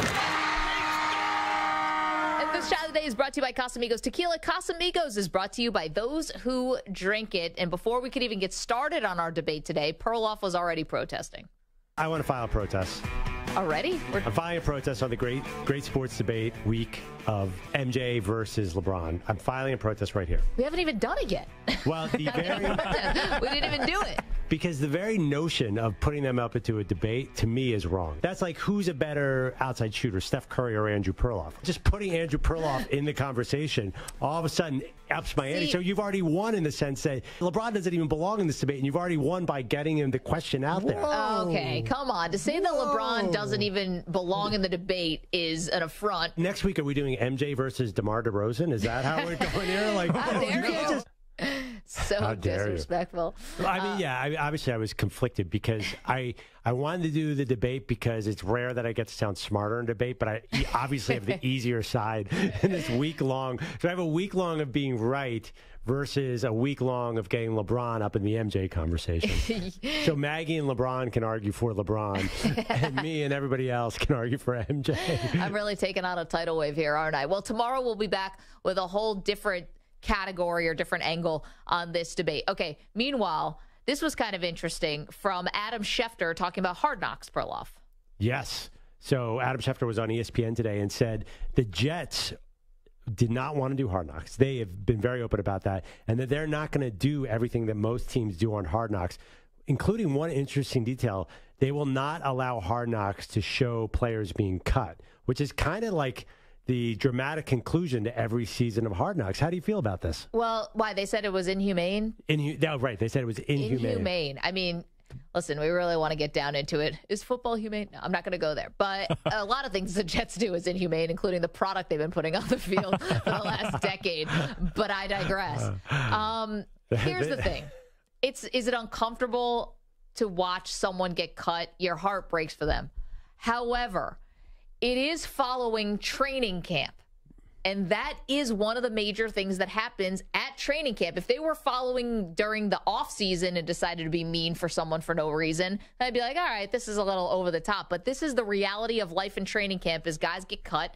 And the whole idea behind the show is to give us a glimpse of what training camp's really like. I don't know. It just feels kind of mean that the guys, it's the worst moment of their lives, and they're not making any money moving forward from this. And NFL is like gleefully profiting off of this terrible moment. What? Are they gleefully? Yeah, they're like, hey, Hard Knocks, watch Billy Joe get cut after sweating his butt off, and like, let's show his grandma who needs a hip replacement only if he makes the squad. Well, I mean, but they're not like popping champagne bottles as the guy turns in his iPad. It's a sad time for everyone. They're exploiting them. That's exploitation in its purest form. This is all exploitation in its purest form. But the other part, too, is you see the agony that the coaches can go through, too. So it's like these are real people who are not only getting cut but have to do the cutting. Like, I think it shows get out of tension. here. They're fine. Those coaches are lying because the cameras in the room. They're probably secretly high-fiving. Like, I can't believe we got that guy out of the building. I do feel it's not exploitation for most of those players because they're making a ton of money. These guys are getting cut. They're making no money, and it's humiliating. Well, I love it. Listen, it's reality TV. It's not going to be all roses and sunshine right, here. But they're That's not the getting. point. Well, then they should get paid extra for being on a reality TV show. Okay, well, maybe I don't know what kind of residuals they get. Probably none. That's why writers and actors are striking right now. But I guess like the thing is, okay, I'm watching Quarterback on Netflix, right? It's a very manicured look at these guys. Now, I don't know what kind of adversity might hit at some point with Marcus Mariota left the team. You know, I haven't got to that episode yet, but it's pretty manicured. And so it's just not as good. I know that the NFL and the teams rather have quite a say over Hard Knocks about what makes it in and what doesn't for competitive purposes, but I don't want to watch something that's so glossy. You know, I do want to watch something that is a little bit more real, and I feel bad for the guys getting cut, but I'm also trying to watch what is real life like in the NFL. Well, I'm not gleeful about it, that's for sure. In Hard Knocks, the teams famously do have control over the final cut. Quarterback, did you get to I just saw the trailer, that Kirk Cousins injury. They have a lot on that. Did you get to that yet? I mean, he's pretty banged up through the season. And then Mahomes gets hurt, too. So I'm curious how... And now Quarterback's on Netflix, so it's not really controlled by NFL Films. It's Omaha Production, so it's Peyton Manning. So it's a strong partner of the NFL. Definitely. But I agree. I watched one episode. It was just a little too... It's one episode in, but it was a little too polished for me. It is. I mean, I've gotten to the episode where Kirk Cousins is mapping his brain, and apparently, according to his wife, they've been doing that since college. I don't know. Kirk Cousins definitely is far and away the weirdest guy on this whole thing. Here's the issue, though. We have Instagram, we have TikTok, we have so much film on these guys. We have 2 in-season documentaries. Hard Knocks is, I'm just sorry, there's way too much competition out there. It's nothing like what it used to be. Well, I didn't watch it. I haven't watched it for years, and I used to love this show. Well, also, they're not doing themselves any favors by getting it out there that the Jets so do not want to be on there that they're not going to grant the kind of access. Like, why are we paying attention now? Well, they're not really helping out. Yeah, until that camera crew comes anywhere near Aaron Rodgers. I wouldn't worry about them not getting access. No, get away. Yeah. Like, but if you want to come back to my apartment, I'll get some beers. Maybe we'll get pull some out shrooms and pull out some ayahuasca. Really get down to things. You're gonna be like, why is this the weirdest season of Hard Knocks? Because Aaron Rodgers got the whole camera crew high. That's why.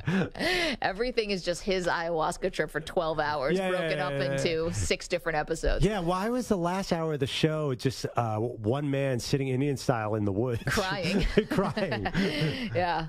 The darkness retreat probably can't really get anything good in there. Probably should have thought that through. This episode of Hard Knocks, blackness, just darkness. No sound, maybe an occasional bathroom moment. Yeah, great, double wipe. And we'd all be suckers and watch it. No, that's our job. We can watch it so you don't have to. Which is kind of what I feel like I'm doing with Quarterback. My husband's like, you're still watching that? I'm like, it's research for the show. I was shocked. Maybe it's just my algorithm, but it's #1 on Netflix. And I'm surprised because I watched one episode, and I'm a huge football fan. I'm like, I don't know if I can stick with this. That's because there's a writer's strike and nothing else is happening.